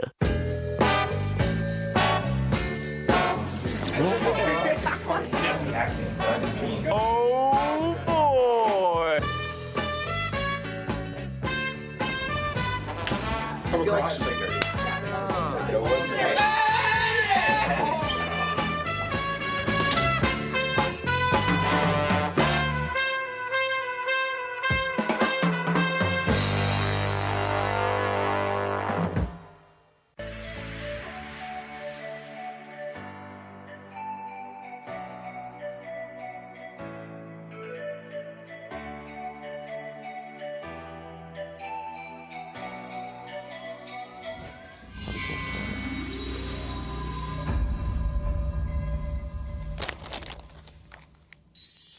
All right, we're here with the great Magic 8 Paul, the greatest magician in Oswego, so we've been told.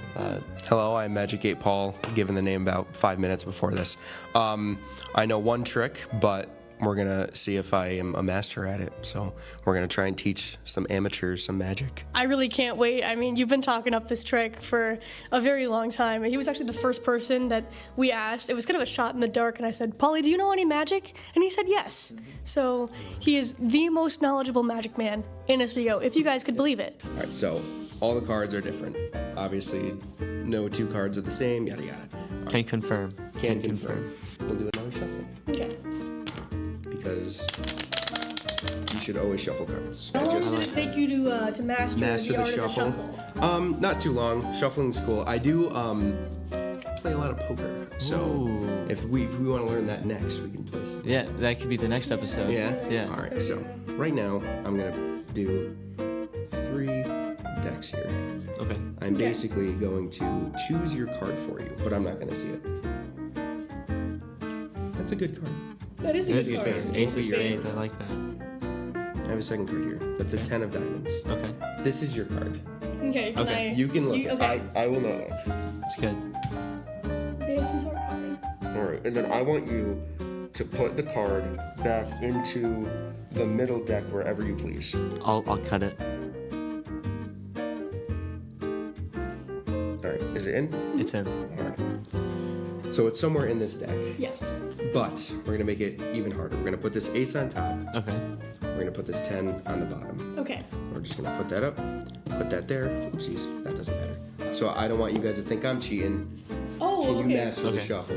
It doesn't have to be a that's shuffle. good, You can okay. do a cut. You could do a Who's really good at ripple shuffling shuffle. cards? My mom. Yeah. Shout out my mom. I know you're watching. Love you. You can shuffle a great deck of cards. Okay. You could even do a wash. What's a wash? So a that might not be a wash, but basically what it is you calling just me washed? no, you just put all the cards on the table and you just kind of mix them all Oh, yeah. together. Do you want to do that? Yeah. Well, I'm gonna try a different one. I'm gonna shuffle them like TCG cards when you're playing a TCG game. That's good. That's a good shuffle. He's skilled. He's good at shuffling. So basically the art of the shuffle right now is to get everything mixed. Okay, that's fine. That was bad. Yeah. Little thing right here, it's gonna look a little odd, but I'll give you some, the premise of this. This is the only card trick that is only right half of the time. So 50% of the time it works, 50% it doesn't. I think we already saw the 50% that it doesn't, but they don't have What do you to. mean? So basically what I'm gonna do now is I'm going to look for your card. Okay. And I will do that right now. Okay. So, He's gonna look for it. Can you find it? so the art of this, I think so. just kind of, mess with you a little bit, because maybe I already know it. Maybe I don't. May seem unfair, but I have a couple tries to look for your card. Okay. And why that is because I'm the boss. I'm the magic man. Okay. This trick is called burn 'em because we're going to be burning some cards. It's gone. Oh, okay. All of those That was cards, the any top of half them. or the bottom half? That was the top half. Okay. Okay. So basically, what it is now, your card could have been in that stack. It might I'm gonna have 4 guesses to guess your card out of the stack. Could be it. Okay. Could not, but I'm pretty confident in the You're order pretty I put it. confident. Okay. And I like you'll this. see why, because we'll keep burning them. So, Emily and Evan, I'm gonna show you the first card, which I am very confident of. Okay. Is this your card? No. No. Like, not even close? Nope. No. All right, so Not close. put that card down right there. We're saving that. I looked at this, but it wasn't your card. Okay. But we'll burn this one too. Okay. All right? Burn it. Could have been your card. Didn't think it was, but maybe it was. All right. Could have been. The 3 of spades was your card. Nope. No. Not even Nope, close not again? quite. No. Not close again? Not All close right. again. Put that one there. We'll How many burn that tries one. did you say you had? 4? I said, let's do, 4 is a good number. 4 is good. And speaking of which, because this is your card, the 4 of spades. Nope, not quite. All right, Not quite the We'll 4 put that spades. 4 down. We can give you 5. 5 might be good. All right. Okay. Got my last turn. Okay. Yeah, it only happens 50% of the time, so this is not necessarily. Right. Yeah. The Jack of Clubs is your card. No. Not your card. No. Not quite. No. I'm still confident I get it. So I burned that one, but this deck doesn't even matter. We don't need those either. Okay. I'm so confident that your card is still in this pile. I think that you guys were wrong. Oh. So are you sure that this was not your card? Nope. I'm You sure. were 100% positive. 100% positive. That it was not your card. Burn that one again.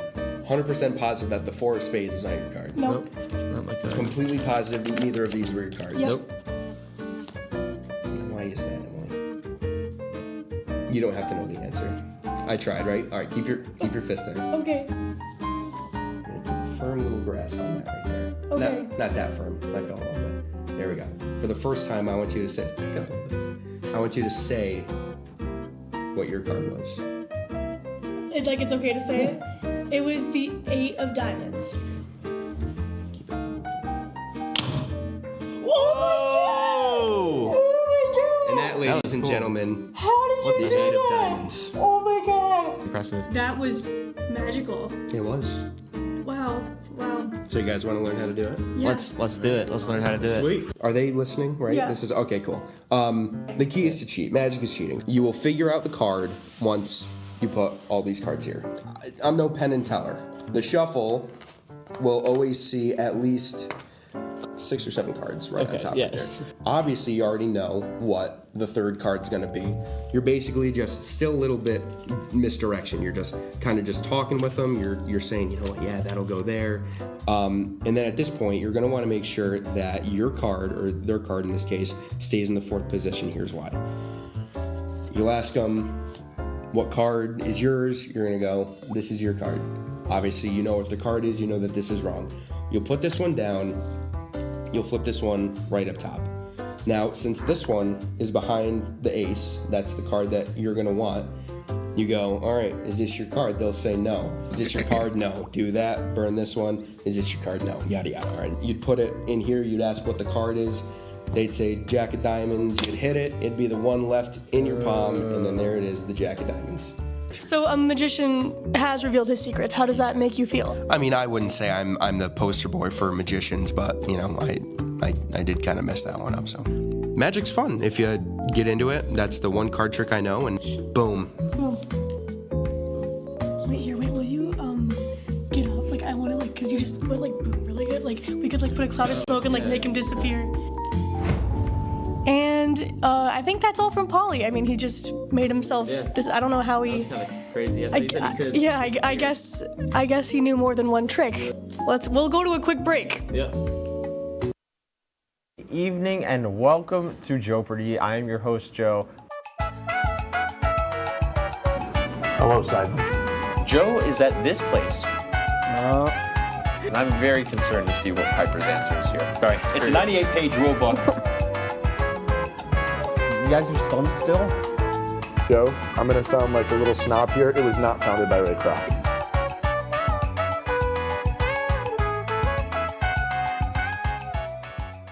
So you're probably wondering why the top producer of WTOP's new hit, Oswego Liza, is currently juggling a soccer ball right now. That's just because I don't just know ball, but I can play it too.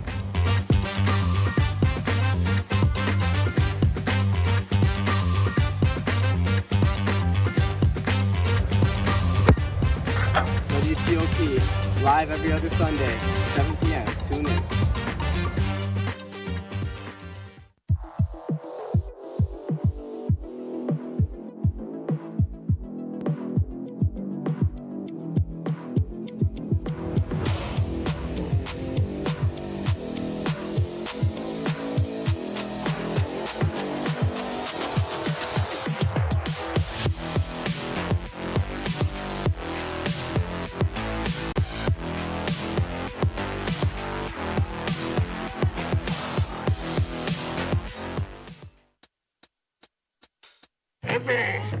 I had to eat a raw egg on Chris's dormitory floor. I currently don't have any federal pending charges. You know what you never did? You never walked to Walmart, Chris. That's my co-host. This is for making me eat roast Pop-Tarts. It's showtime, Chris. Come on. I want to be on the air for that. I got a couple things to say. No. Spin the wheel. Oh, you got censorship. Welcome back. Welcome back. Welcome back to... And welcome back to Amateurs. Hey. So, Paulie is such a good magician that while we were learning that magic trick that you guys just saw, he just learned another one here in the studio. Do you want to show that? Yeah, could you believe it? So Impressive as always. 2 hearts doesn't really necessarily matter. So what you're going to want to do is you're going to give it a little bend. Wait, can I bend it? Tiny bend. Heck no. Okay. And so what you do is that you can make this stuff just, so you see how it's bending up there? Well, now, if you take the 2, put it in the middle, Yeah. you can just snap. Wait, so comes somebody get a zoom on this. Right back up to the top. How did you do that? How did I do that? Magic, man. It I'm just telling moved you, up that's through the easy. entire deck. That's magic. And he's Wow. Holy You know, cow. I think your strongest thing is your showmanship. I think so. agree. I think your showmanship's great. I think Well- you know the trick and you know how to misdirect. That's the Yeah. thing. It's all about like misdirection. Like it's sleight of hand because it's magic. Yeah. Exactly. No, genuinely, I was If blown. you- If you guys couldn't tell it during that video, I was blown away. If you believe in magic, then obviously magic is real. But then there are, Exactly. people who are like, you know what, magic is dumb and Well- it's stupid.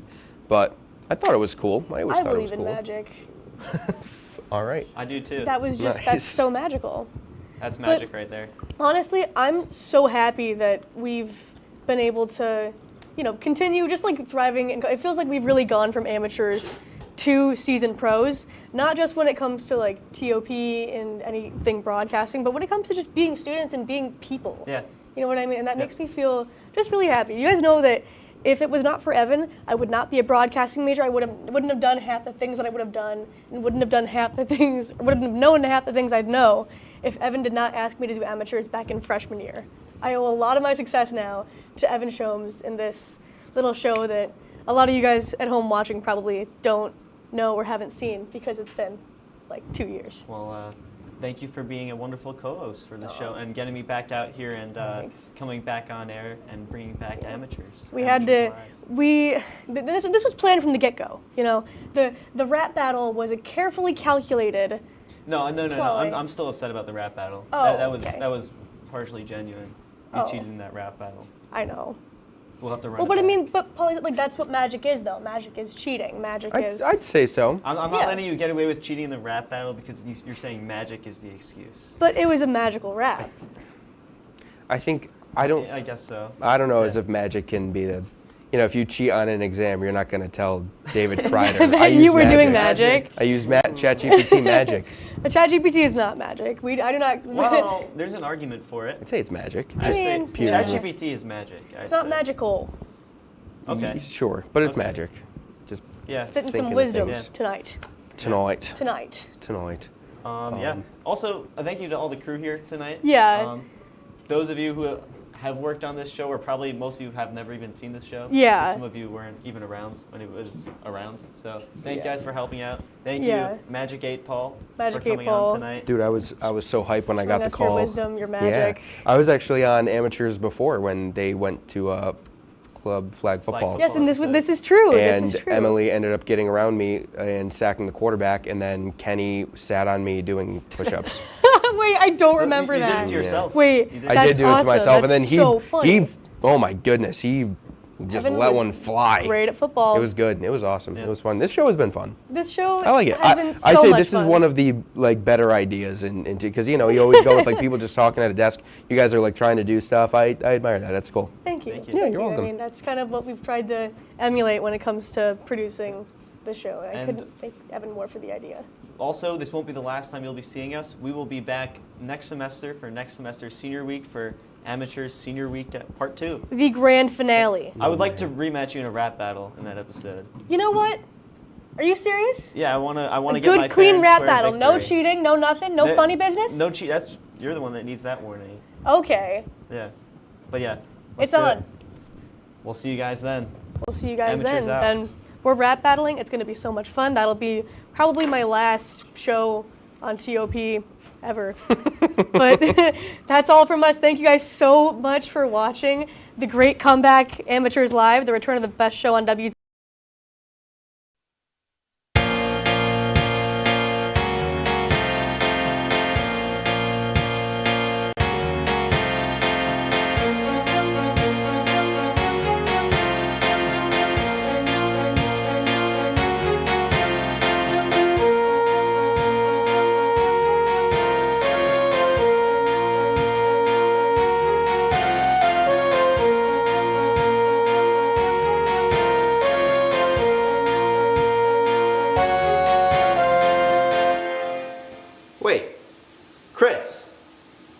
this guy lives. We were in his basement. Why don't we just go get him? Welcome back to Entertainment Breach, and get him we did. I'm Austin Claus. And I'm Chris DeLuca. Well, and allow me to introduce our very special guest. Tied up this time, but Mr. Alex Brummer. Yay, yay, yay, yay, yay. You're coming here with me. This isn't cooked. This is Entertainment Breach. Oh. Yeah. Calm down. Yep. Well, what are you gonna do about it? I'm gonna flex and get out of this. Yeah. Flex. Yeah. Keep hitting the gym, buddy. I didn't go this morning. That's why. You didn't go this morning? Yeah, because we came to your house and knocked you out. Well, I think it's time to do a little interview with our lovely. Was he? I guess he's our guest today. It's like a. No one else wanted to be here. Well, we have a lot of contenders, but we thought you would be so special to have you. Well, yeah, because I mean, you're the one that's been obsessed with us. Yes.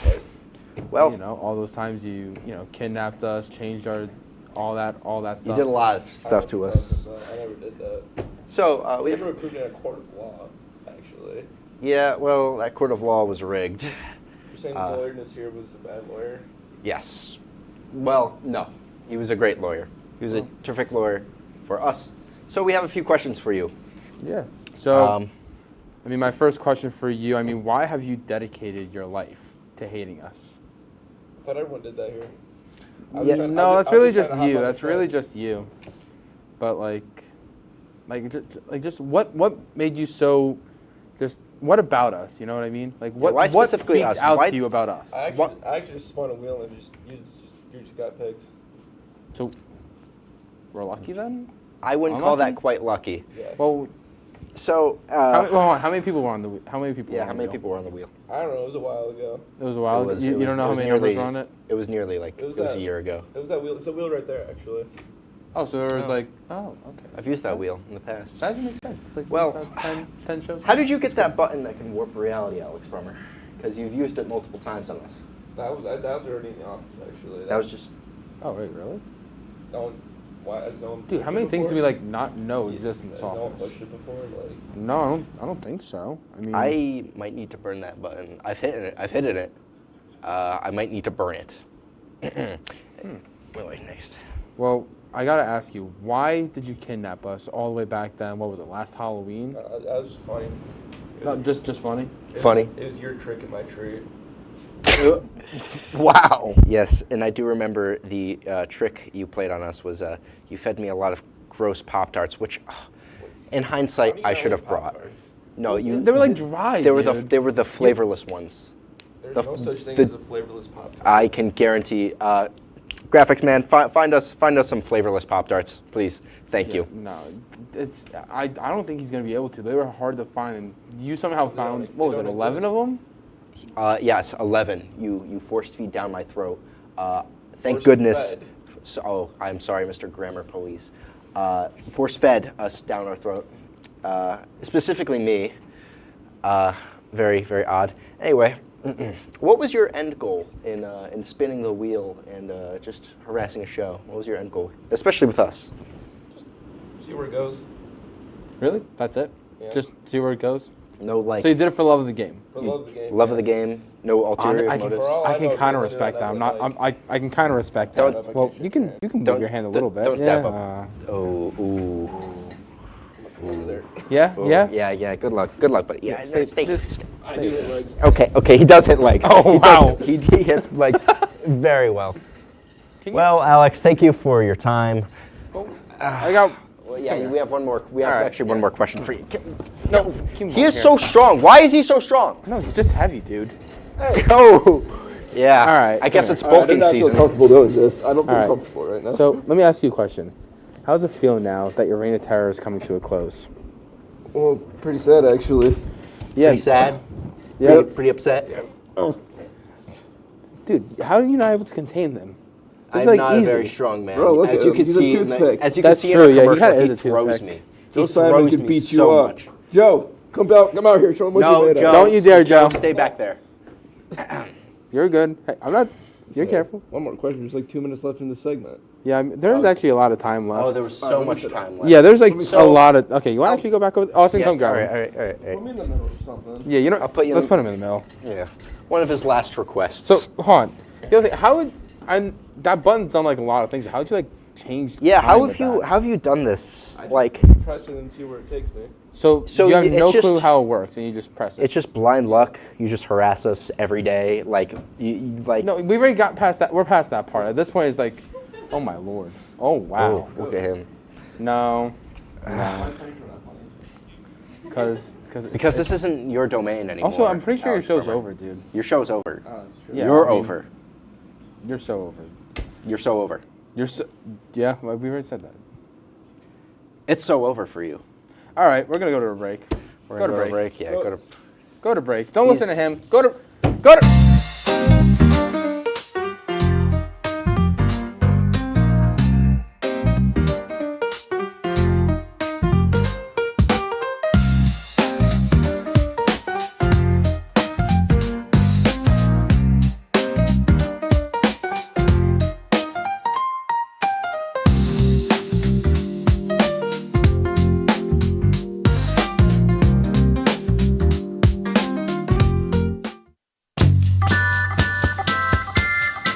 Oh, but I would have liked to see more on, Poutine or something. I don't think he's very nice. He's so annoying, and he's not very funny either. He got that hot dog at one time. I don't know why he would do such a thing. I'm not sure why he's still playing a Nintendo Wii. The Nintendo Wii is so old. I've tried reporting him like 600 times, and nobody's answering my phone calls. Welcome back to the DK experience. Go back to your job. Every NFL fan I've played for the last 15 games. They beat. Writing a letter to the NFL fans? Get out of here with that. Joe, let me finish. No, Let me finish. stop. I'm gonna be more Johnny Manziel? That guy, he's a loser. No, that's.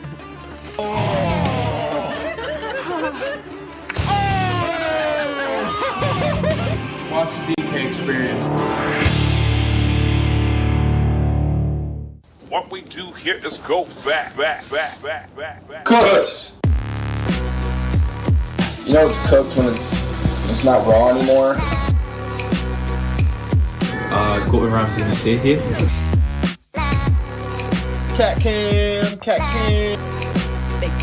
Because Kenny pulled a picture of him.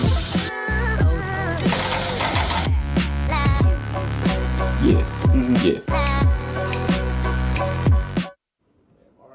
Welcome back. What? R.I.P. Cooks. R.I.P. Cooked. Welcome back to Entertainment Breach, the only show surrounded by people named Mike. We have a lot of mics in our lives, Chris. We do have a lot of mics. We have Mike Neckers. We have Mike DeMar, Mike Shetler. Microphone 1, microphone He's 2, in our hearts. microphone 3. He's in our hearts. Anyway, Bremer, you prepared a list of your top 5 favorite Entertainment Breach episodes. Yeah. Yes, you did. Sure. Yes, you Let's see did. it. I am so like I didn't know you were have. episodes. I don't think I watched that many. Come here. Well, you're gonna go through your top 5, and we have. Oh, all right. What episode Just read the is that? teleprompter, man. The list that you prepared. Season 5, 4. Season 4. There you go. Oh, number 5. What episode is this? Season 4, Oh! episode 2. The Mike Neckers episode, really? Really? You like that one? I mean, When you just look at Mike, he's so. Yeah, I love the image back there actually. Do you actually see that? The little, yes, the what is that? The closet post? I don't want to talk about it. I think that's what we called it. I really don't want to talk about Alright, it. that's actually funny. I will say that. That's funny. That looks funny. Oh, that's funny. Whose legs are those? Are those yours? I think no, they're too long for him. But I mean, The lights? What are you talking no, about? your legs. Oh, yeah, no. Oh, season 3, episode 3. Your number 4. Let's see it. All right, yeah, that was your favorite. Oh, the classic Chuck episode. What was your favorite part about the episode, Bremer? Charlie. Charlie? Yeah, you miss him? You miss him? I don't really talk to Mike. You didn't really talk to him? No. Look at him being so stubious up there. Look at Chris DeLuca being so stubious. It's very stubious. Blue light glasses, you phony. Hey, those are not. Listen. Those are not blue light glasses. Those are so real. Let's slow it down a little bit. What's that episode? Let's take a look. Let's take a look here. Yeah, let's go Season see. 3, 'Cause episode I'm pretty 2. sure that was Oh, the episode where Big fan of Jesse got. violence, aren't we, Alex Brummer? That's when we took Jesse Seneca. We're just I going would down a never trip. pick that. Why would you guys do that to Jesse? That's not right, man. He kind of had it coming. He did have it coming. He really Jesse's did. getting my room. He doesn't deserve that. Yes, he is getting your room. We're actually stealing your house after this. How do Yeah. you feel? After next semester. I mean, I'm leaving, so it's not. I don't care. Yeah. The house could burn Yeah, down. you're really leaving. You are leaving. Yeah. You are leaving. My plan is actually, as soon as everyone's off the lease, I'm just gonna burn the house down. Really? Okay. All right, you're gonna pull a Five Nights at Freddy's 6 with us inside. What? Never mind. What? Never mind. I haven't seen it yet. Obscure I don't reference. want Obscure spoilers. reference. Oh, spoiler. What's your opinion on the Five Nights at Freddy's series? I haven't seen the new movie yet, so I can't really give an opinion. What did you think of the first movie? It's funny. It was funny. What's your favorite part? The part with the guy from Hunger Games in it. The entire movie. Okay. So, season 3, episode 4. Ooh. Michael Shetler. Oh, you just. What's so funny, man? You made these It pictures. looks like Sleeping Beauty. Yeah, he kind of was. We was. had. I don't know if we Is that a have it banana up, but we kind of had. I was like feeding him pieces of banana. It was like really. It was really Also, weird. I think I actually. did you a favor when I cut your hair. That was not a good haircut. Okay. Yeah. Oh, why did you mess up his hairline Yeah, so you- badly? Like, let's talk about that. I was trying to fade him up. So, You were fading him. I was Dude, trying to you fade did him not up. fade him up. Brummer, technically I let me did. tell you a real It was story here. fading back. What you did to my hairline, I genuinely couldn't look at myself in the mirror. And I know you went bald earlier in the semester. By choice. By choice. Why would you do that to yourself? Why would you become bald, Brummer? Well, the difference is he actually tried to like go bald and what looked. They to cut be, off too much of my hair. Actually, I was really upset. I almost didn't pay. Yeah, this summer was a bald boy summer, I guess. That's what they call us. I was. This is your favorite episode. Well, I'm in it. 5. Wow. 2 5s? Wow. Wow. Why do I have the lollipop in the I didn't know you were They gave such you an too many artist, teeth. Alex Brummer. Dude, why they Is give me a that you? snaggletooth? Right, that's more teeth than you actually Put that have. on screen. Put that It is on fully screen. on screen. It is. I mean, Fully on it's screen, that's fully it. on screen. Oh. Oh. How are these cameras move? Okay. Oh. Wow. Oh. Yeah. That just that. Isn't that he tiny- adorable? Imagine that's what I look like on the Big Les show. On the Is what this- show? The Big Les show. Why do I got such a schnauz there? Dude, Who am I sniffing? You kind of look like one of those. Oh my lord! Like the. I'm blanking. This is Never mind. really well made. You made this? I can't take the credit. I mean, I didn't do it. Who made it? Who made it? Who do you think? The artist in the room. Yeah, that's true. That's true. Yeah. All right, we'll talk about who actually made this stuff. Go to break. Goodbye. Bye.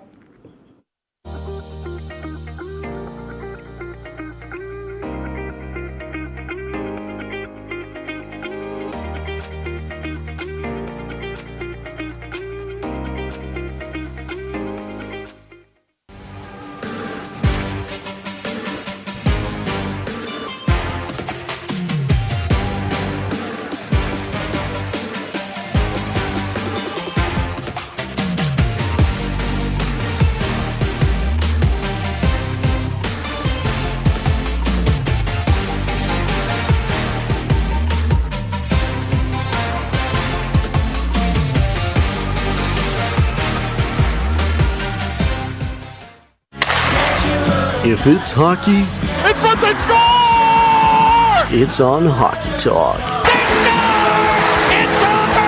Join Rob Finger and his panel of guests Their behavior against easy teams. How do you lose to the Bruins twice? as they take you through the hockey world. We welcome you with open arms. Tune into Hockey Talk, Mondays at 9:30 after East Coast hockey games, only on WTOP.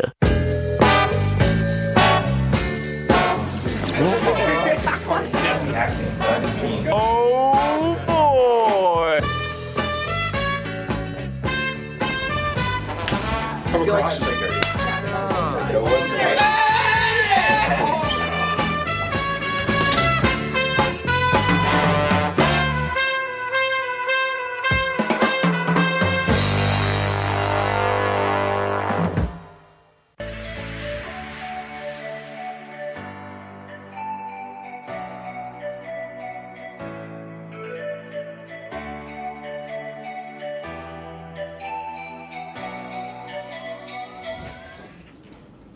will say my favorite quote from the show. What was it? Is this "Oh boy"? No, that was not a good quote. Yes, let's talk about Old Boy for a moment. That you're a good cast member on there. Yeah. Yeah, they love you there. Are they gonna miss you, Brahma? Yeah. Are they? Last I checked, you weren't really on the show. Yeah, last that much. You were time I just in the checked, background.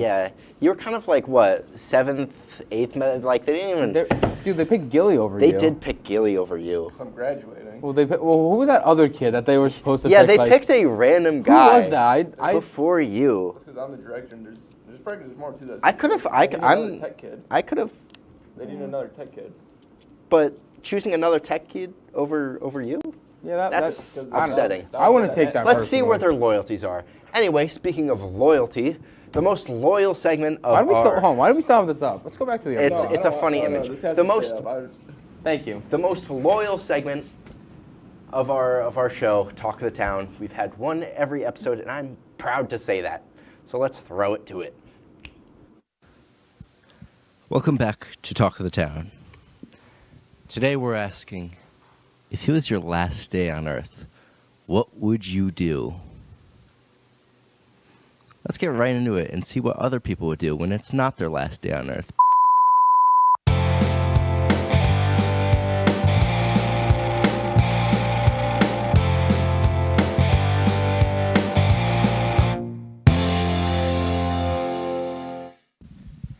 If it was your last day on Earth, what would you do? I would max out all my credit cards. All of them. All of them. How many do you have? 1. Would you get more credit cards to max them out? Who am I here with? Zachary Woods. If it was your last day on Earth, what would you do? Oh, that's a good one. I'd honestly probably just eat all of my favorite foods and just spend the whole day just with my friends, having fun. That's a good, wholesome answer. I do love food myself. Who am I here with? Presley Silva. I don't know if you want my full name. If it was your last day on Earth, what would you do? I'd probably listen to a crap ton of music and try and find a concert that's happening in like 2 days. 2 days, yeah. In 2 days. In 2 days? Yeah, just in case. Well, like, if it doesn't happen, I have plans now. Make plans for the future. You know what? That's a good optimism. That's a good thing to have, and it's your last day on Earth. Optimism. I either die or I go to a concert. All right, who am I here with? Kenny Gerard. If it was your last day on Earth, what would you do? Last day on Earth? Do I get a full 24 hours? Full 24 hours. Is there other people? Yes, there's other people. I would go have some choice beverages with my friends, and then I would never come here again, and then I probably would go to the casino and put it all in black. Oh, Mikey. Hi, Austin. If it was your last day on Earth, Mike DeMars, what would you do? What would I do? That's a tough question. I could do a lot. Ponder. Ponder, my friend. Can you let me ponder? I'll let you ponder.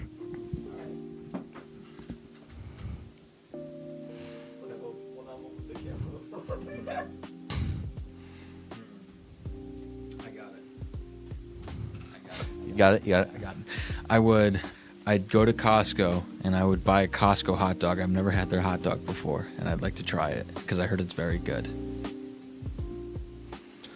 Cost dog. Who am I here with? Sam. If it was your last day on Earth, Sam, what would you do?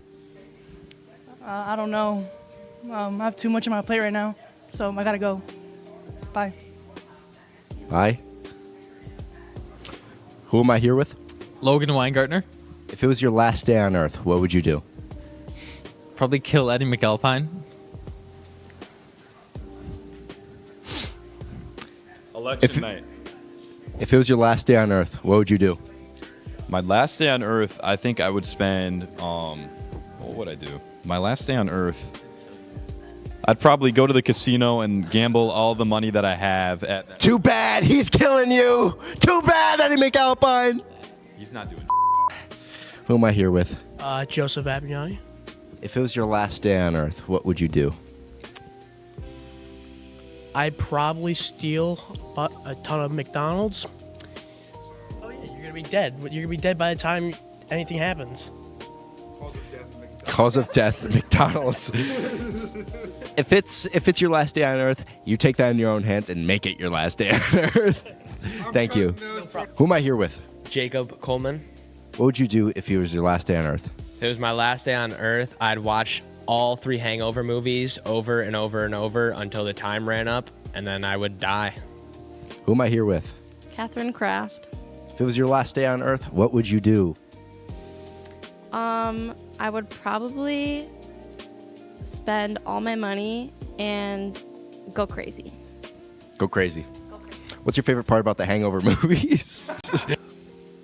Favorite part of The Hangover, Ken Jeong. I think he's a phenomenal actor. I like that. Thank you, Austin. Thank you. Probably to call my Mima and call my mom and tell my family I love them. I don't know. That's a scary question. You should feel scared. What? If it was your last day on Earth, Christian, what would you do?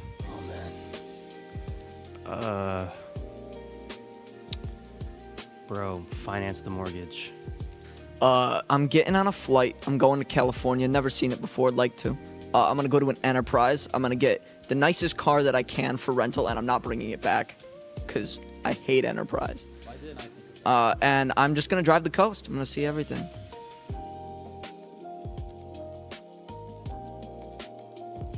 Last day on Earth, what would you do?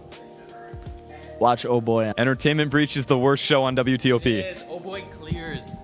Kenny Gerard, what's your favorite part about the Hangover movie? Oh, man. That's a good question. It's a fantastic question. This should have been the episode. It should have been. I mean, obviously the comedy itself is great. The actors are great. But I think it'd be better if it featured the cast of Oh! The quality of my life has gone down ever since Oh Boy has started airing. Joe, if it was your last day on Earth, what would you do? Watch Oh Boy. Well, Alex, I was considering letting you go, but after this talk of the town and the torment you and your friends have put me through, I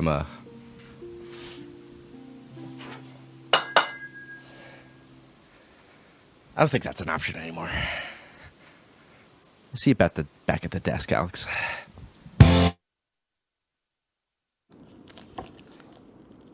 All right. Alex Bremer, if it was your last day on Earth, what would you do? I would watch your show. Good evening and welcome to Jeopardy! I am your host, Joe. Hello, Simon. Joe is at this place. And I'm very concerned to see what Piper's answer is here. Sorry, it's a 98-page rule book. You guys are stumped still? Joe, I'm going to sound like a little snob here. It was not founded by Ray Kroc.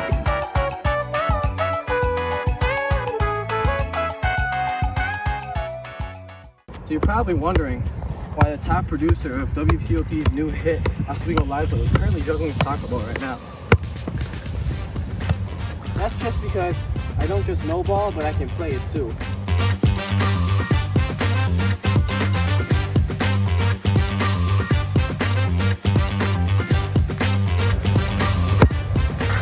WTOP, live every other Sunday, 7 p.m. Tune in.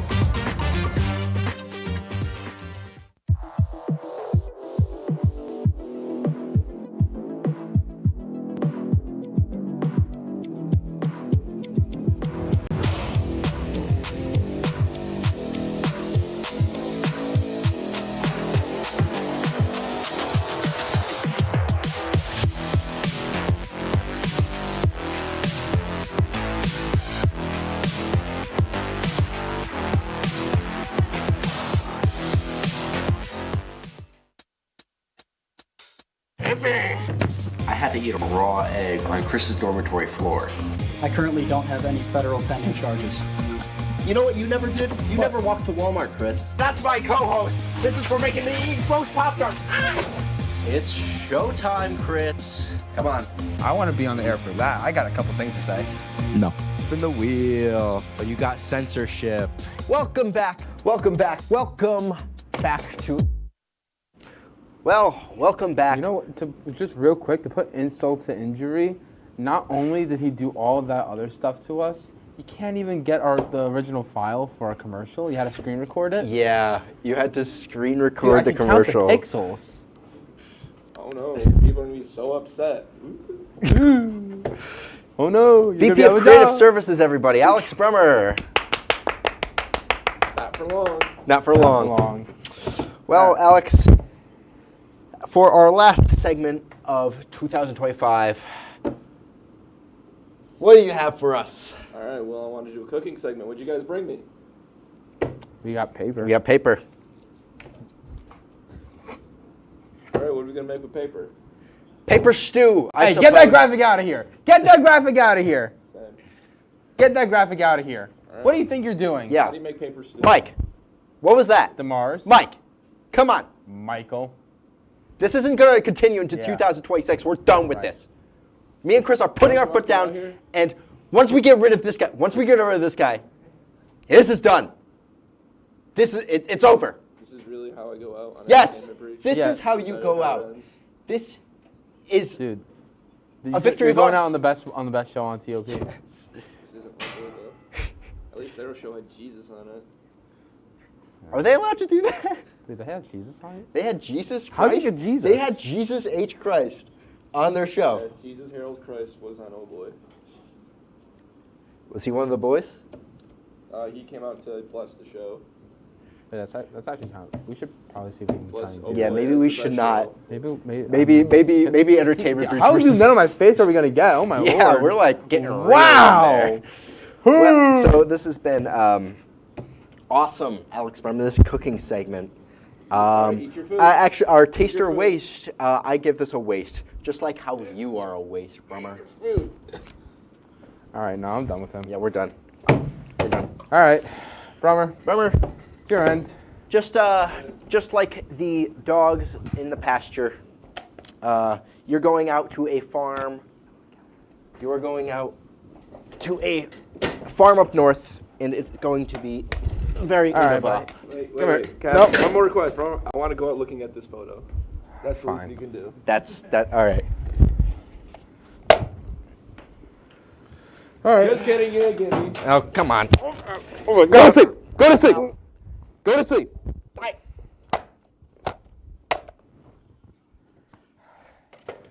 Come on. Let's get him up. Let's get him to the car. This episode sucked, by the way. Come on. Final also sucked. It's okay. Oh my God! Shut up!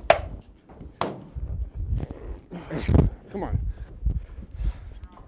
Outside. Let's go. Oh, you guys still Goodbye, filming? Entertainment Breach. We'll see you next year.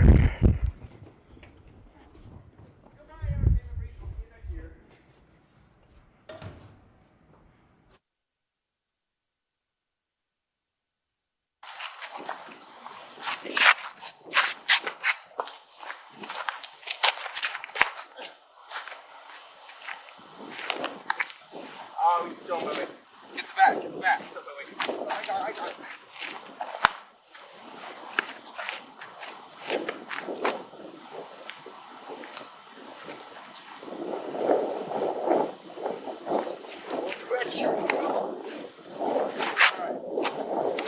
Get out of here.